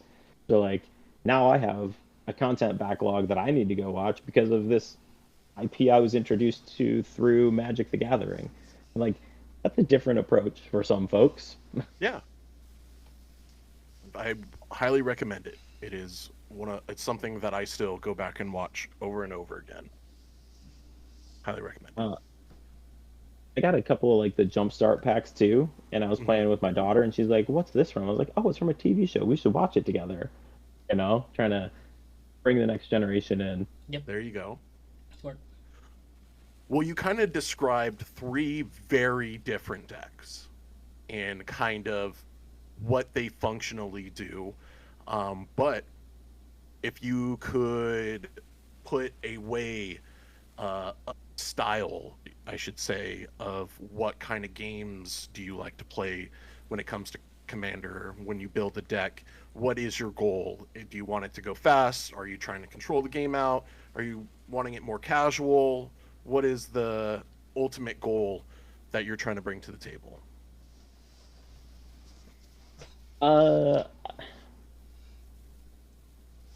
What I look for is like I love the game, and I just enjoy playing. So like that's just one aspect of it, and I'm very flexible in the type of decks that I'm willing to bring to the table, and I want to push my boundaries and try different things. And I'm working through like the 32 deck challenge, so I'm trying to play all these different color combinations. What I want is for everybody to like do well, and even if it's to my demise or my disadvantage. Like I like being a teacher of the game. I like helping others. I like coaching. So sometimes it's like, hey, if you want, did you know you could have done this, right? And like helping others learn to pilot their decks better, like that's really rewarding for me. Like I've mentioned, I think I've brought my wife into the game, taught her, like I'm teaching my daughter how to play. And when people have questions about the rules, like they get sent to me. Like so I don't know if that exactly answers your question. I like bringing good vibes, and I like trying to match the energy of the pod. So if it's a competitive game, like I can play on that axis and I can play at those levels. But if it's like a bracket 2 pre-con pod where we're all just kind of jamming and having fun, like I'm perfectly cool with that. As long as I'm with good people and good energy, you know, like that's what I think matters the most to me. Yeah, and you find enjoyment of not only doing the cool thing, but seeing the cool things being done. Hmm. So, like you said, you know you don't necessarily need to pop off or do the coolest thing at the table, but as long as somebody's showing you something cool, you're having a good time. So, Yeah, because I'm like looking at that, I'm like, oh, well, I didn't see that line or I didn't see those things, and like so I'm trying to learn as well. Like I'm trying to teach, I'm trying to learn, trying to soak it all in. Um, had a game the other night where it ended in a draw, and that was the first time I've ever had a game of Commander end in a draw, and like that was just super unique. We like took a picture of all the cards that led up to, you know, to the draw state, and it was just like a keen duelist, and we flipped up enough mana value to kill each other because our life totals were both low. Like my life total was 2, his life total was 4. I flipped up a 4 drop and he flipped up a 3 drop, so we both died to the keen duelist resolving, and like the other dude was already out of the pod, or he was already dead. So like I think technically he still loses, but the two of us that are left actually draw. Hmm. That's yeah. that's at least how I'm recording it in like the win loss records. That's important. One of my favorite things to do is play my Gishath deck and have Marauding Raptors out and flip over Polyraptors off Gishath and create an infinite loop that I cannot end and have to concede the game.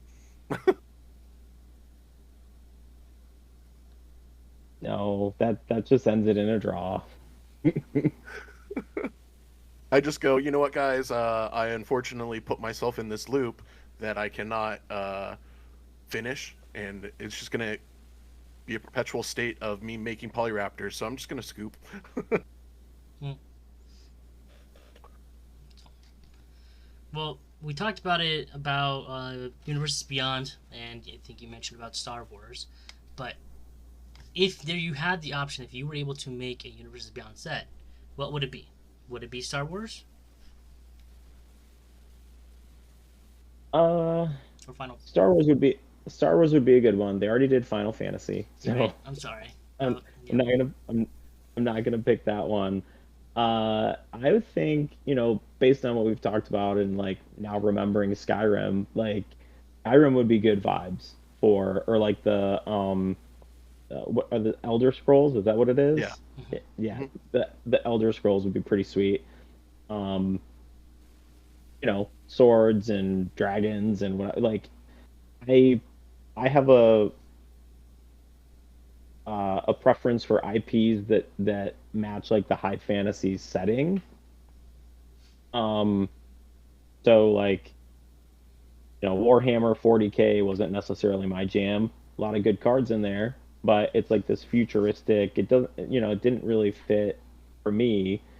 Uh, like the Planeswalker or like high fantasy type style.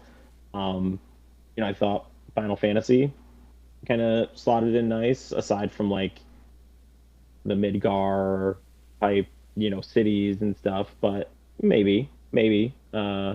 There's New Capenna, right? A big city Hmm.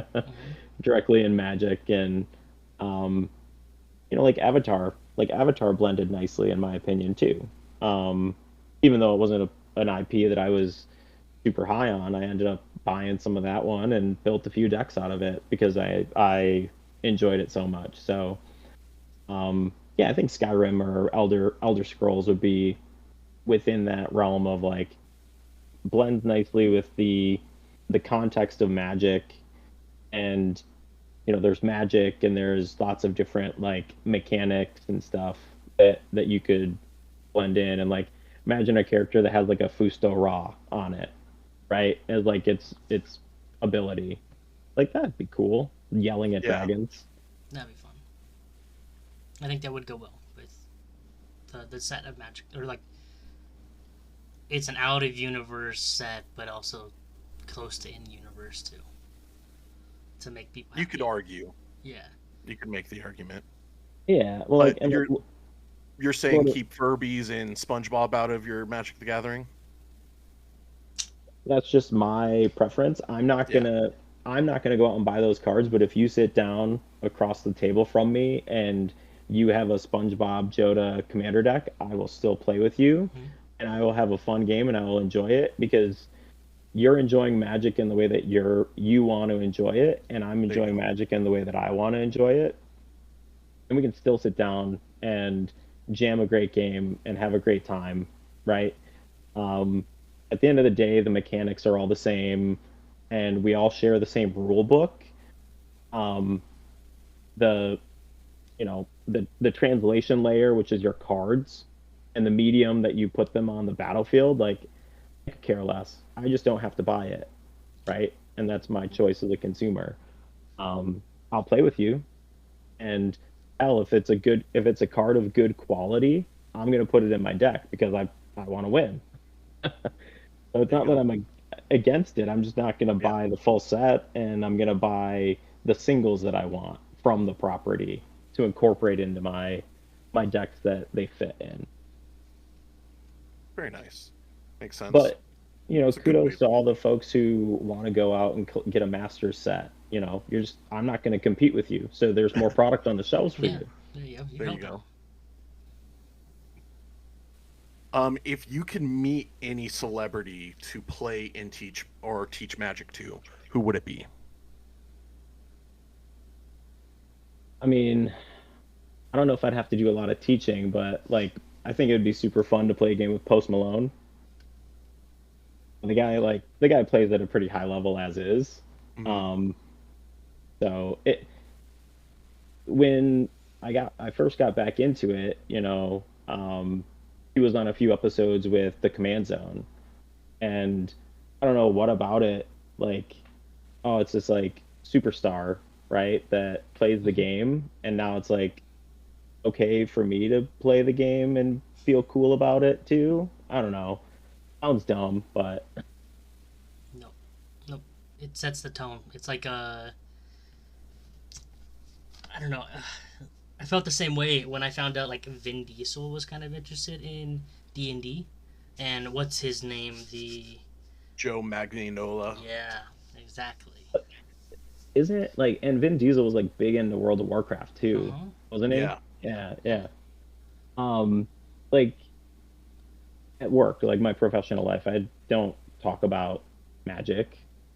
But then Vegas was coming up, and people were like, "Oh, what are you doing for your time off?" And I was like, "Oh, I'm going to Vegas." And like, "What are you going to Vegas for?" I was like, "Convention."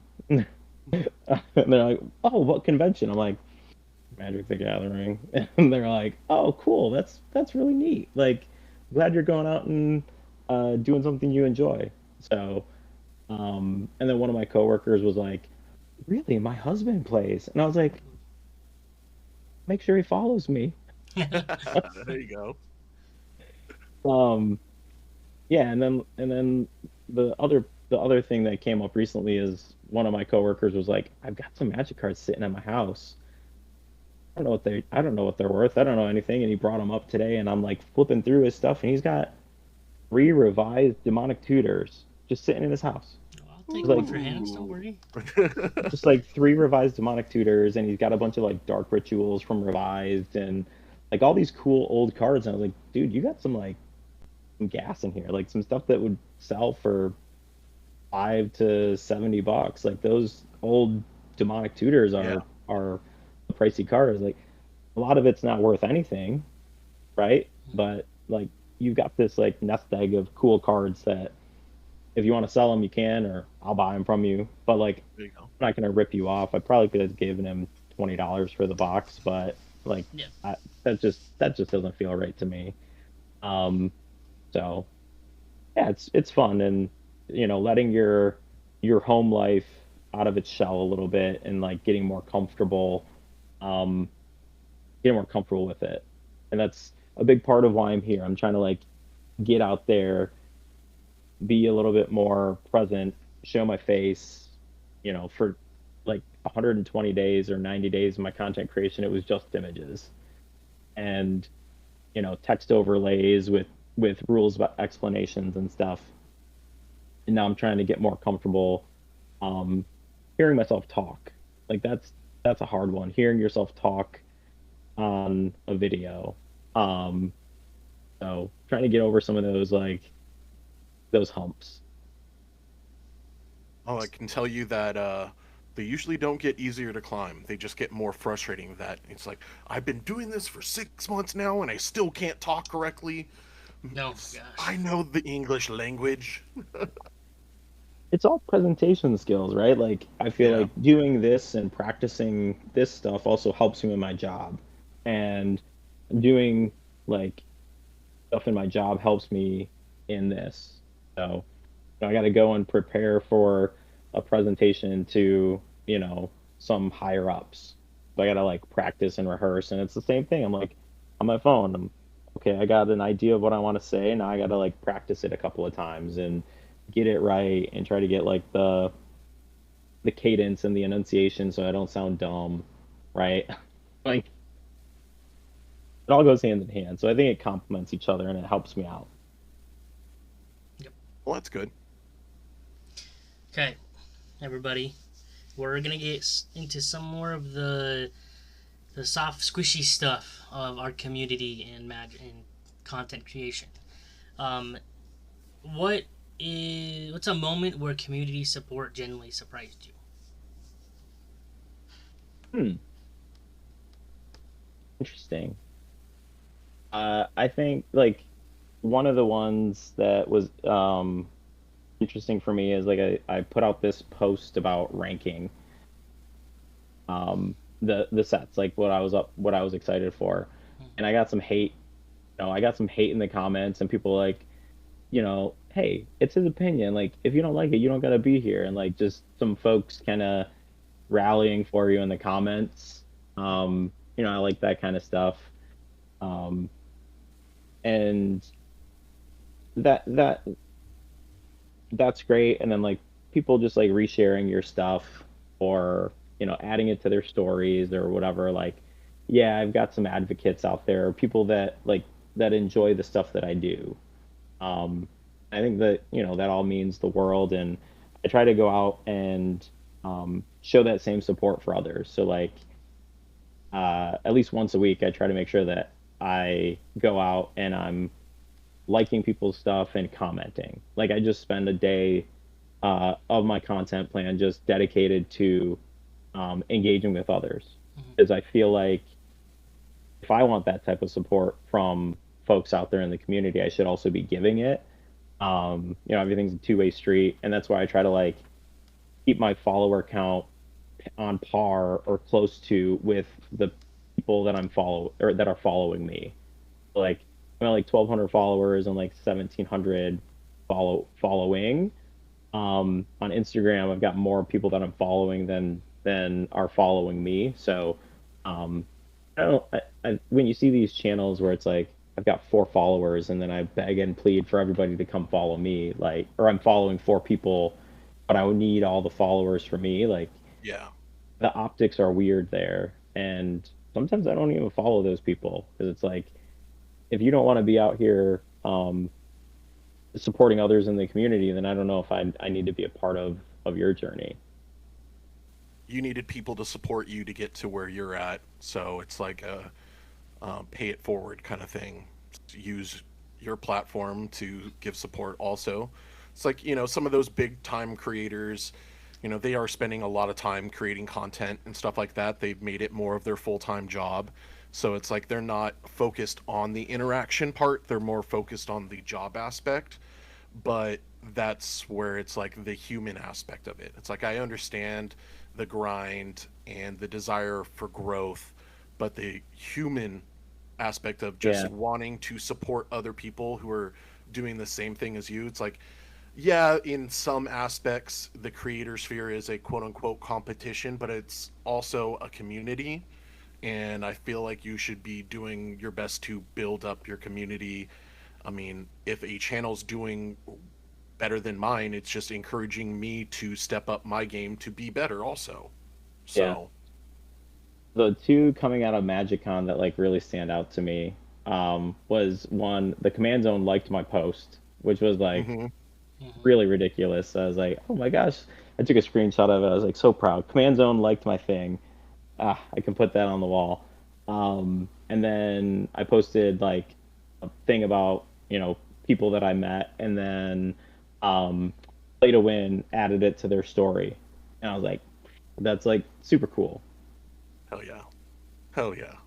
That's so awesome. Yeah, we got a like on the video we did with Ben Bateman for the podcast channel, and I was going through one day just to refollow pages and stuff like that, and just see the interaction, and I was just like, wait, I missed this, and I took a screenshot and sent it to Kevin, and I was like, did you see this? It's like so cool. Was it Ben Bateman? It was the command zone Oh, like the Ben Bateman video. And so I yeah. was like, oh, this is cool. Especially like our Hell podcast yeah. channel where we're like, it's it's still kind of a work in progress type thing. It's not like our content pages where we're putting a lot of effort into it. I mean, it's not saying we're not doing that here, but like, it's a podcast. Yeah, we're at like 250 followers, and we Yeah, follow like 200 people. So it's still very in the early stages. exactly. Well, yeah, you gotta like toggle between your two accounts, and like you're probably spend. It's like my Pokemon Blue. Hmm. You know, you spend a lot of time on your main, and I'm using this one to, help fuel the main. Um, Luckily, with modern day technology, both Kevin and I can do that respectively. So it's a little bit nice. more of an advantage, but Yes. yeah, that's good. Continuing on with some of the more hard hitting questions, what is the best advice you have ever gotten?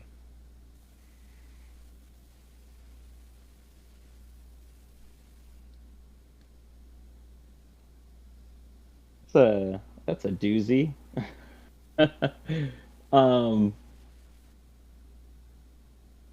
I feel like I grew up humble beginnings, and I've just really focused on trying to develop like uh, strong work ethic, and showing up positive just every day. Um, Probably one of the best pieces of advice that I've gotten is like going camping as a kid with my grandma. Um, she would always tell us to leave things better than you found it. So, when we would clean up from the campsite, it didn't matter if it was our something that we had brought with us or our trash. We were going to take it with us because we have to leave things, better than you find it. So if had to tell someone something, I'd just, maybe leave them with that. Well, that's great because it I goes with so many other things, so many things. And it's unfortunately something that really is only said a whole lot of times, like in those situations where you're camping. I mean, it was said to me countless times growing up, going camping with, my grandpa, my dad, my brothers. But then, as a youth camper at summer camps, it was everywhere we went. It was before we went out. It's like, hey, we're going here on the way there. Let's pick up trash. Let's leave it better than the way. It's like, we only take pictures and leave footprints, kind of thing. And it was a lesson that I taught to the kids when I went back as a counselor. But it's it's weird because that phrase can be used in all aspects of life, but it seems to be that's the only scenario we really present it in. Yeah, I mean, it's kind of the mentality I have with playing the game, right? Like if I hopefully help you learn the game a little bit better than I've left you better than I found you too, right? Like if we've had a teaching moment or a learning moment um, during our interactions throughout the game, then great. We left something better than we found it. Or if I get to go home and research a rules interaction or some specific cards and layers, right? Then I learn something, and then I get to share it back with the folks that I played with, and we all get better because of it. And you will come back. I remember at MagicCon, we were talking about a specific rule, and like it was maybe 2 or 3 hours later, and you were walking past me. It's like, hey, I went through the rules, and yep, it works exactly like that. It's like we confirmed it. I was like, sweet. I knew I could Yeah, count that, on you. it's one of those, like, I try not to get too hung up on it in the game sometimes, because sometimes you just gotta like do it to the best of our ability now, because we don't want to spend 2 hours waiting, right? We want to get another game in. We want to move on to the next turn. We want to do this. We want to do that. So like, I kind of have a mental clock of, if I can't figure out a solid answer within like 60 seconds to 2 minutes, then I'll just like put it in my little notebook, and I'll we'll resolve it in the to the best of our abilities. And if we're wrong, great, we'll come back. It'll be a learning moment for us, and then we'll know next time we encounter a similar situation, how to handle it. Um, so yeah, I'm a rules guy, but I don't let it get into the way of like playing the game and having fun. You're a rules teacher, not a rules lawyer. Yeah, I like that. rules. I'm a rule daddy. There you go, rule daddy. Yeah, it's the same thing. Like, sometimes you got to come back to your kids and have a teaching moment, right? Like, I can't discipline you in the moment, not out in public, right? Like, we're gonna go home and have a conversation about this, young one. Dude, I seeing love him it. like during Magic, I'm gonna school you, but then I'm gonna teach you after how you messed up. Gonna learn today. Pretty Gonna much. learn today. Um, what's one? What's something you wish people asked you but never do?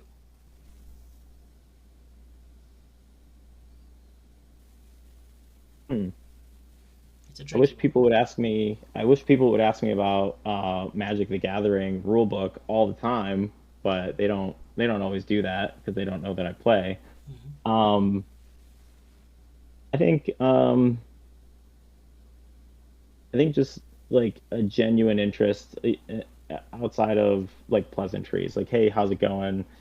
Um, how was your day? What's something that got you excited today? Like that, above and beyond, the in passing, like trying to find more of a genuine connection.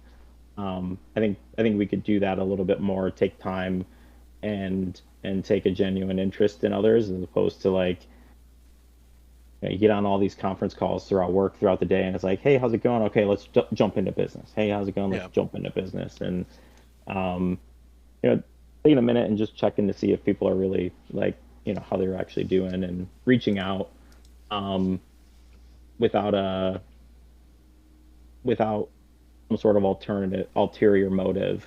Like, I think those types of things really matter a lot. Um, I call my buddy on the way to work some days, and we just chat. Nothing, no agenda, no nothing. Um, you know, I think those things are what I really value. I do Like too. Really good. I six think fifty, we all need six that fifty. in our lives. Yeah, it's like 6:50 in the morning, and he's calling me in the truck, and we're like, hell yeah. His wife said one time, I overheard her said something to the tune of, "Oh, is that your husband calling?" He's like, "Hell yeah, it is," and he's gonna answer because Mhm. I'm important. My brother is a serial phone caller when he's on the road, and he just wants to talk to somebody. And a lot of people will always like try to get to the point and end the conversation. And my brother will continually bring stuff up, and he knows exactly what he's doing to keep him on the phone. And it's not the funnest when he's doing it to you, but hearing him do it to other people is so hilarious. And people are like, no, stop, I know what you're doing, I told you, I just got home from a week vacation, my wife has been working all week, it's my first time seeing her, I need to go and say hi to my wife. And he's like, but tell me about your trip, was it a good time? It's like Yes, he just wants to and talk. yes, and it would be better if you let me go see my wife because I missed her. Yeah. I miss you too, buddy, but I also miss my wife. What is one thing that you're interested in, Alan, that people may not know? We know that you're the rule daddy. We've learned about, your technical background and your career and the different games you play, but what is something that someone may not know just by looking at you from your content? I really enjoy building Legos. Okay. Okay. Are we Uh, talking like big, huge Legos, or are we, a little project here and there? I mean, I got like a 2200 piece R2D2 over here.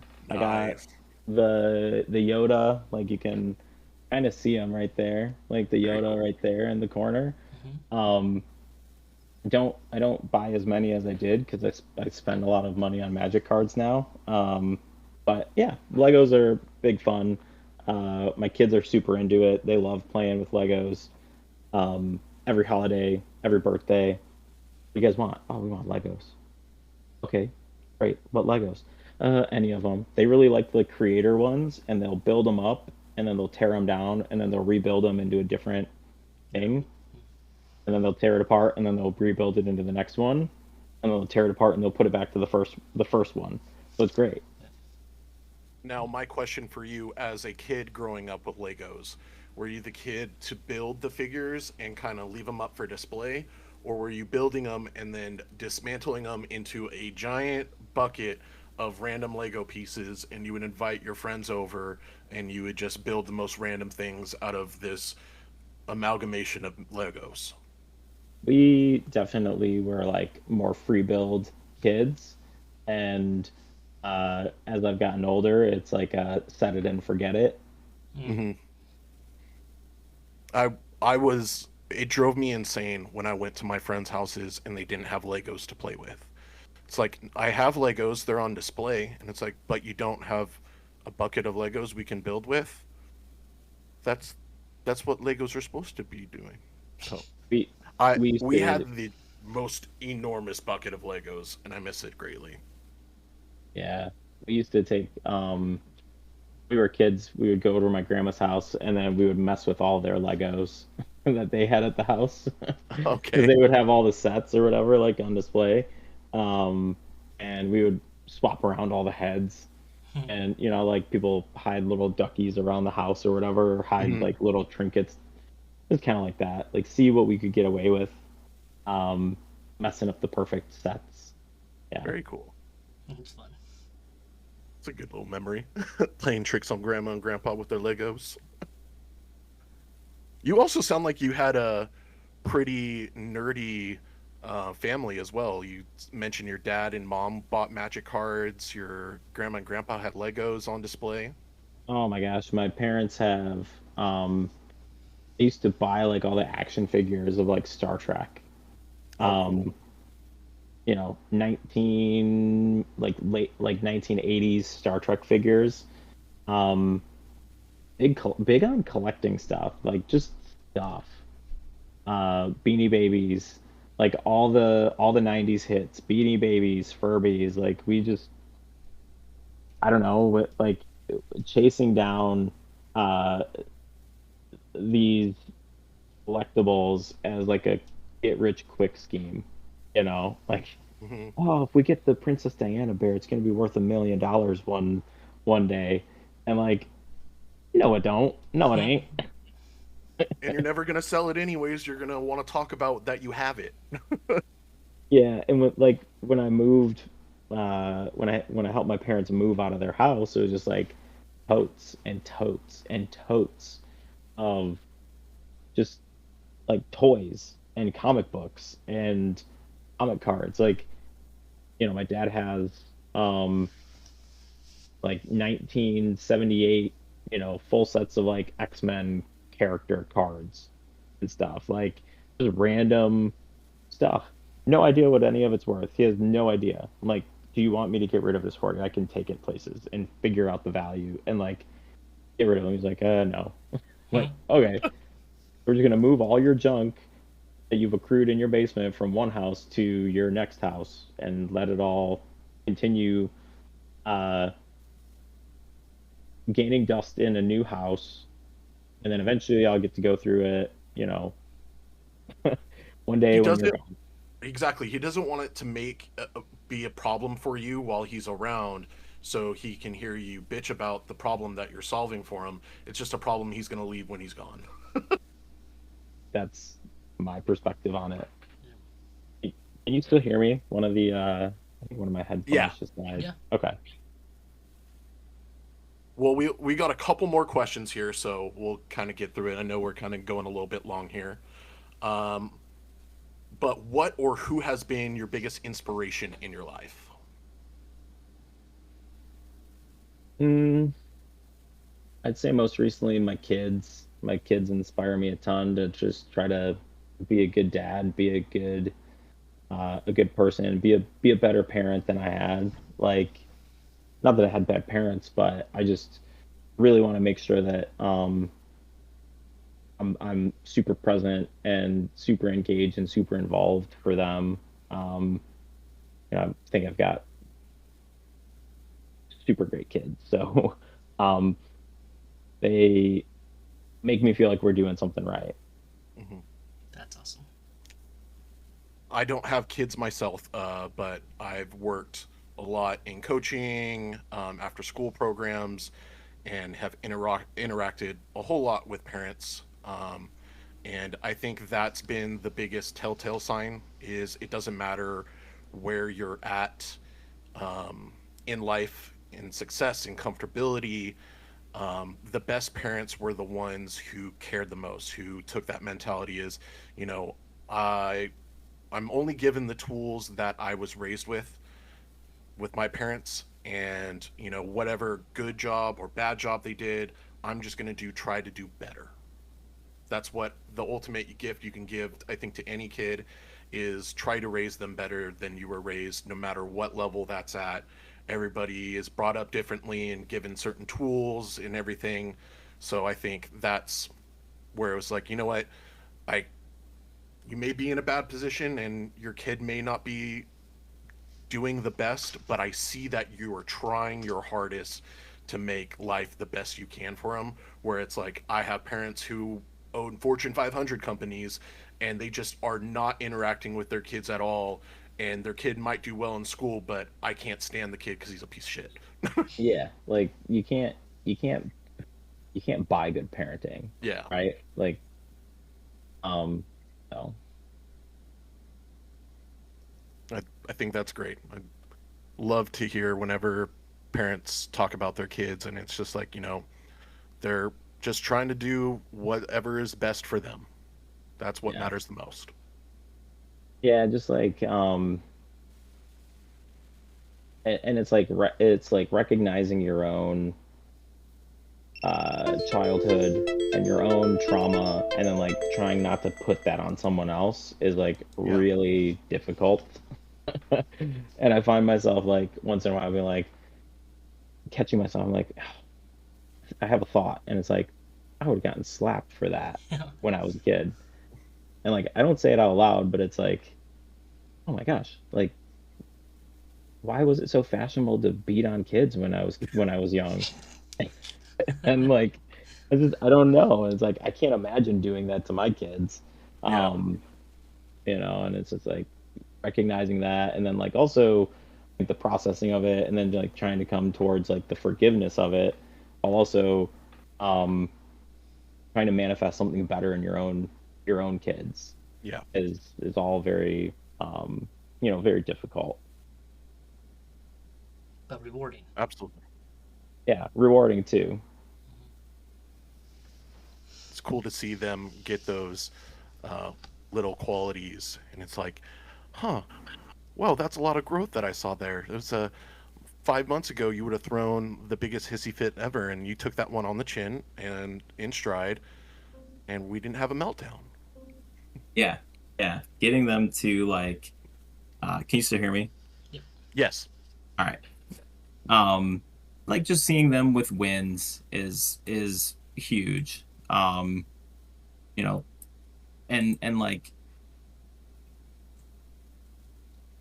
fostering that internal dialogue where it's not me telling you that I'm proud of you, it's you being proud of yourself because of like the effort you put in. Like, I'm not taking away, I'm not making your victory my own. That's part of it is fostering good, positive kids that want to contribute to like society in a good way. Yeah, it's always good to see them grow up and the choices they make based on. Oh, it's so rewarding. They see like every year is just like something new and something different, and um like my daughter's in third grade. She just went through science olympiad and they weren't successful in their event, and her friend came out and she was crying, and Claire's like, hey, we did our best, like we really did a good job, we tried, and it didn't go right for us this time, but that's okay, we did a great job. And like her trying to like comfort her friend was just such a interesting dynamic, and being like mature in a rock at that age, but also like knowing that she was probably disappointed, but like has that emotional maturity to recognize it in her friend and try to be supportive of her. It was like a super cool moment, um, for us and for me as a parent. That's a huge proud dad moment. I love that. Yeah. It's awesome. Well, we got one more question, then we'll answer. We'll ask the chat for their questions. But what are your plans and goals for the growth of your channel and content? Well, I want to do more videos. I want to do more talking type stuff. I may want to like think about writing skits, or um, getting more of my voice out there, trying to like share an opinion. You know, like today we talked about how excited I am about The Hobbit and how cool adventures are, and like how I really want them to put out a new adventure commander. Well, that'd be a great little video to do, to like talk about adventure cards. What are they? Mechanically, what do they do? What's the benefit of them? Right? Like, how are they different from omens? So I can make it like a little rules spin type thing, and then, you know, hey, I think that they should give us a new adventure commander with the Hobbit. What do you think? Right? And just it's just a little bit, but you know, trying to be more intentional and write a little bit more. Um, you know, I'm building the right habits of posting daily and like doing the things, but a lot of it's meme content because I don't spend a lot of time writing the rules posts, and I was doing a lot more rules posts before, so I want to get back to doing some of that. And then I just like to do like some gameplay stuff. You know, get on and do some sort of recorded video and share that through different mediums. So trying to experiment, trying to get more comfortable and confident talking, you know, talk through some of my decks and the strategies. I just did something about my mono blue deck, and put that out. So I'm just really trying to experiment, and find more corners that I'm comfortable in from a content creation perspective, and yeah, meet more people, get out there, try things like this that I've never done before, take opportunities. Oh yeah. Can I suggest an idea or thought? What's that? When it helped me a lot was collabing, doing collab videos. You could always do like, say Nick makes a little short of doing something wrong, and then you make the video of fixing it or telling him, do this. That's what you're supposed to do. Collabing for me helped a lot because it took some of that pressure off of like, okay, I'm not the only face there. I'm not the only one like talking or anything. So it's a lot more comfortable for me. Mm-hmm. It might help for you, but that was something that helped for me. I'd love it. I'd love to do stuff like that. I thought about when I get tagged in a comment about a rules question, like doing a stitch of like Yep. the video and then me, and like pointing at the comment where I got tagged. Yeah, and like, you know, just have fun. Like that's all I want to do is have fun. You know, the grandiose idea is like, oh, what if I got paid to do this kind of stuff? And like, Oh yeah. I think I got like 22 cents off a live once. Like, I'm not making any money doing this. It's just pure fun right now. And you know, if one day I can quit my job and do this full time, which I don't think will happen anytime soon, more power to it. But until then, you know, what would be the goal? I don't know. Get a big enough following to where I was like an MTG ambassador for a set. Like that would be a dream come true, and super fun. Push for it, man. Start making that Hobbit content right now, breaking down the mechanics of the set and your love for Lord of the Rings, some interesting things they might bring to it. You know, there's Celtic Warrior Games. He's a huge Hobbit fan. He was pushing really hard for Turtles, and now he's pushing really hard for The Hobbit. So, the best thing you can do is, like you said, put out the content when you can, and, eventually something will happen. Another content idea that I see and enjoy it a lot, there's another creator, can't remember his name right now, but he does like a Discord. He has a Discord channel, and I think it's like one night a week or something like that.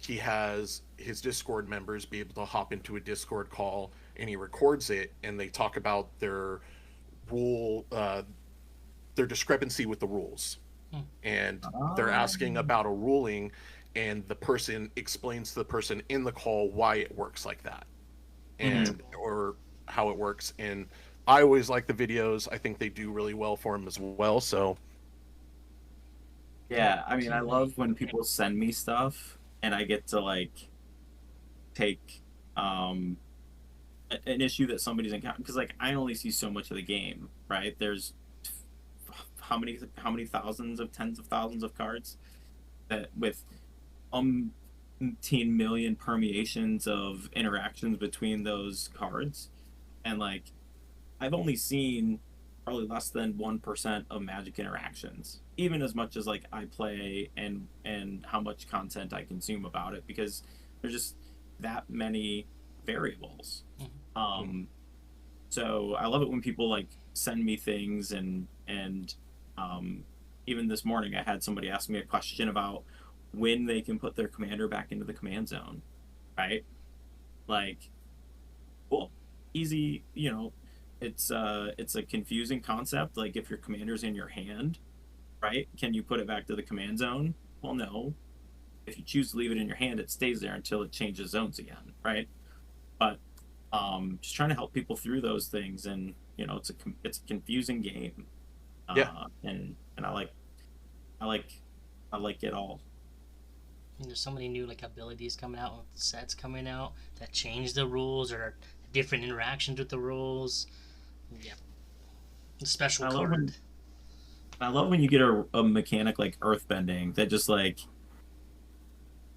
rewrites the whole definition of like mana ramp and early game acceleration, and like it's just such a dynamic effect. And as they introduce more things, how's that going to play into like all these spacecrafts that are coming out in Star Trek? Think about all the possibilities of like artifacts that you're going to be able to add to your Toph deck, because they're all artifacts. Stop giving him ideas, Alan. And don't need this. If you earthbend it becomes a creature, so now you've got a spacecraft that doesn't need to be stationed. Yep. Another concept of my Toph deck was going for vehicles, because it makes them creatures. I don't have to crew. Yeah, I think RMS Titanic is like such a fun card for a Toph deck. Okay, good. Because like then it hits the opponent and sacrifices itself, and then comes back, and then you can earthbend it again, and it just keeps giving you treasures and treasures and treasures. Stop giving him ideas. I need to work on my deck, so that's good. Send me your list. I do consults. That's the other thing. Like my buddies come over and we just like set out decks in the basement.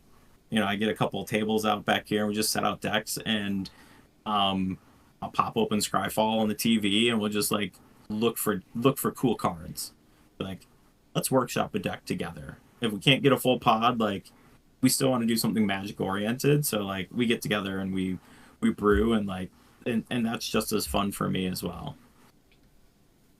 I kind of want to do more of those every once in a while. When I'll do like a deck editing stream or something, I will say like, if you want me to look at your deck, I'll look at your deck too. And honestly, that's been the way I've gotten most followers through my lives. So Yeah. is someone coming in and it's like, hey, would you mind looking at my deck? And I always go, I'm going to preface this. I'm not claiming to be the best Magic Gathering player or the best deck builder, but I will take a look at it and let you know what I think. So, but usually anytime I do that, I get a new follower. So It'd be so funny if just like any deck somebody sent you, you're just like, Dino, dinosaur. You know what this Demir Mirko deck needs? Some dinosaurs. ooh, rawr. A dinosaur. Ooh, rawr. Love it.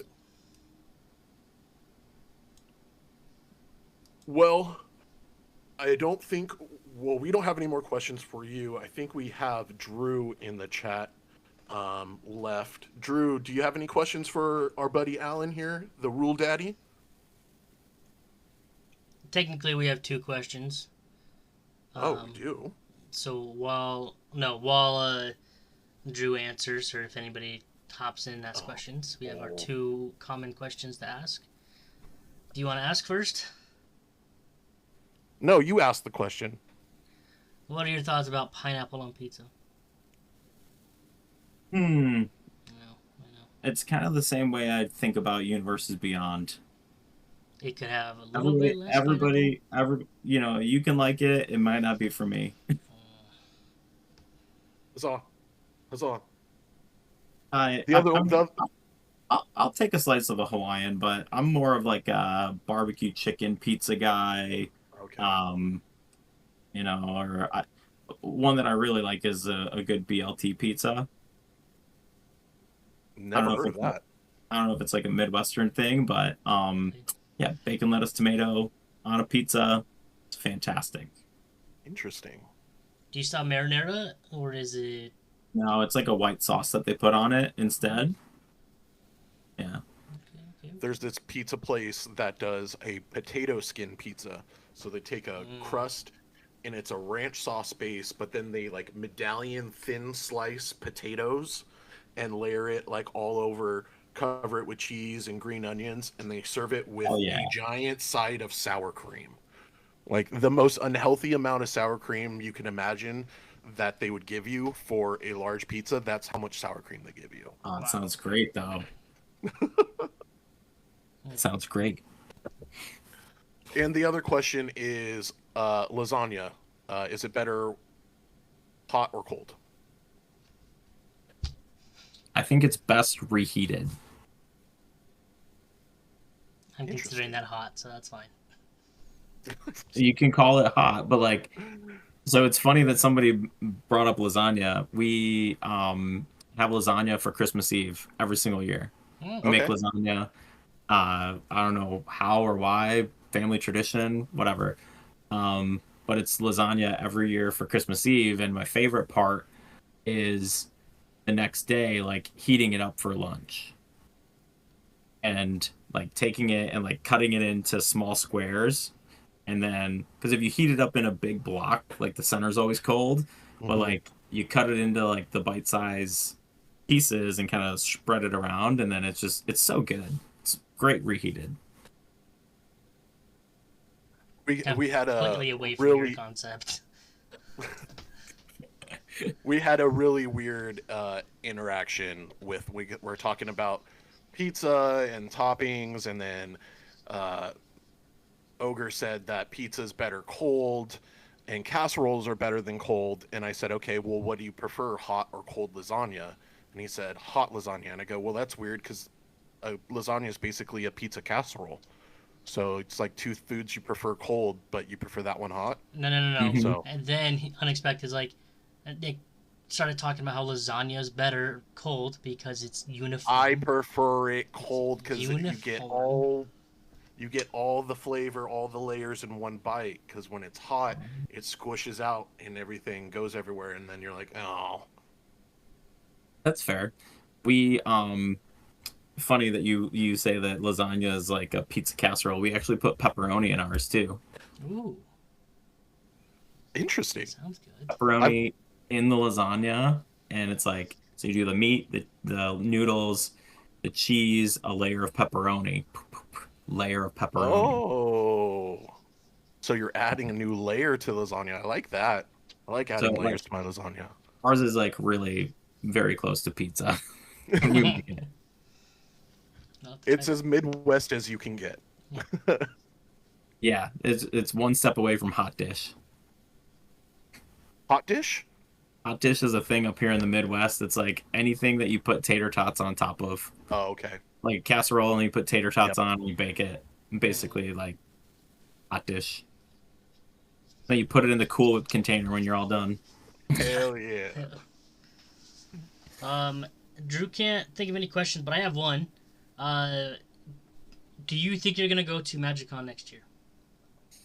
I would like to. I want to see it. I want to see what the schedule is. Like, if they do it in Chicago, it'd be way more convenient for me to do Chicago than Vegas. But yeah, I think I definitely am gonna try to make sure that I get out there if I can. I mean, I could be completely wrong on this, but I think their schedule is rotating for the second city. So it's always going to be Vegas, and then it's Atlanta, Chicago, New York, I think, is the other Yeah. one. They had the year of COVID. It was supposed to be in Detroit, and then they Oh, canceled the con because of COVID. But that would have been the one that would have been the best. I wasn't playing at the time. It was 2020.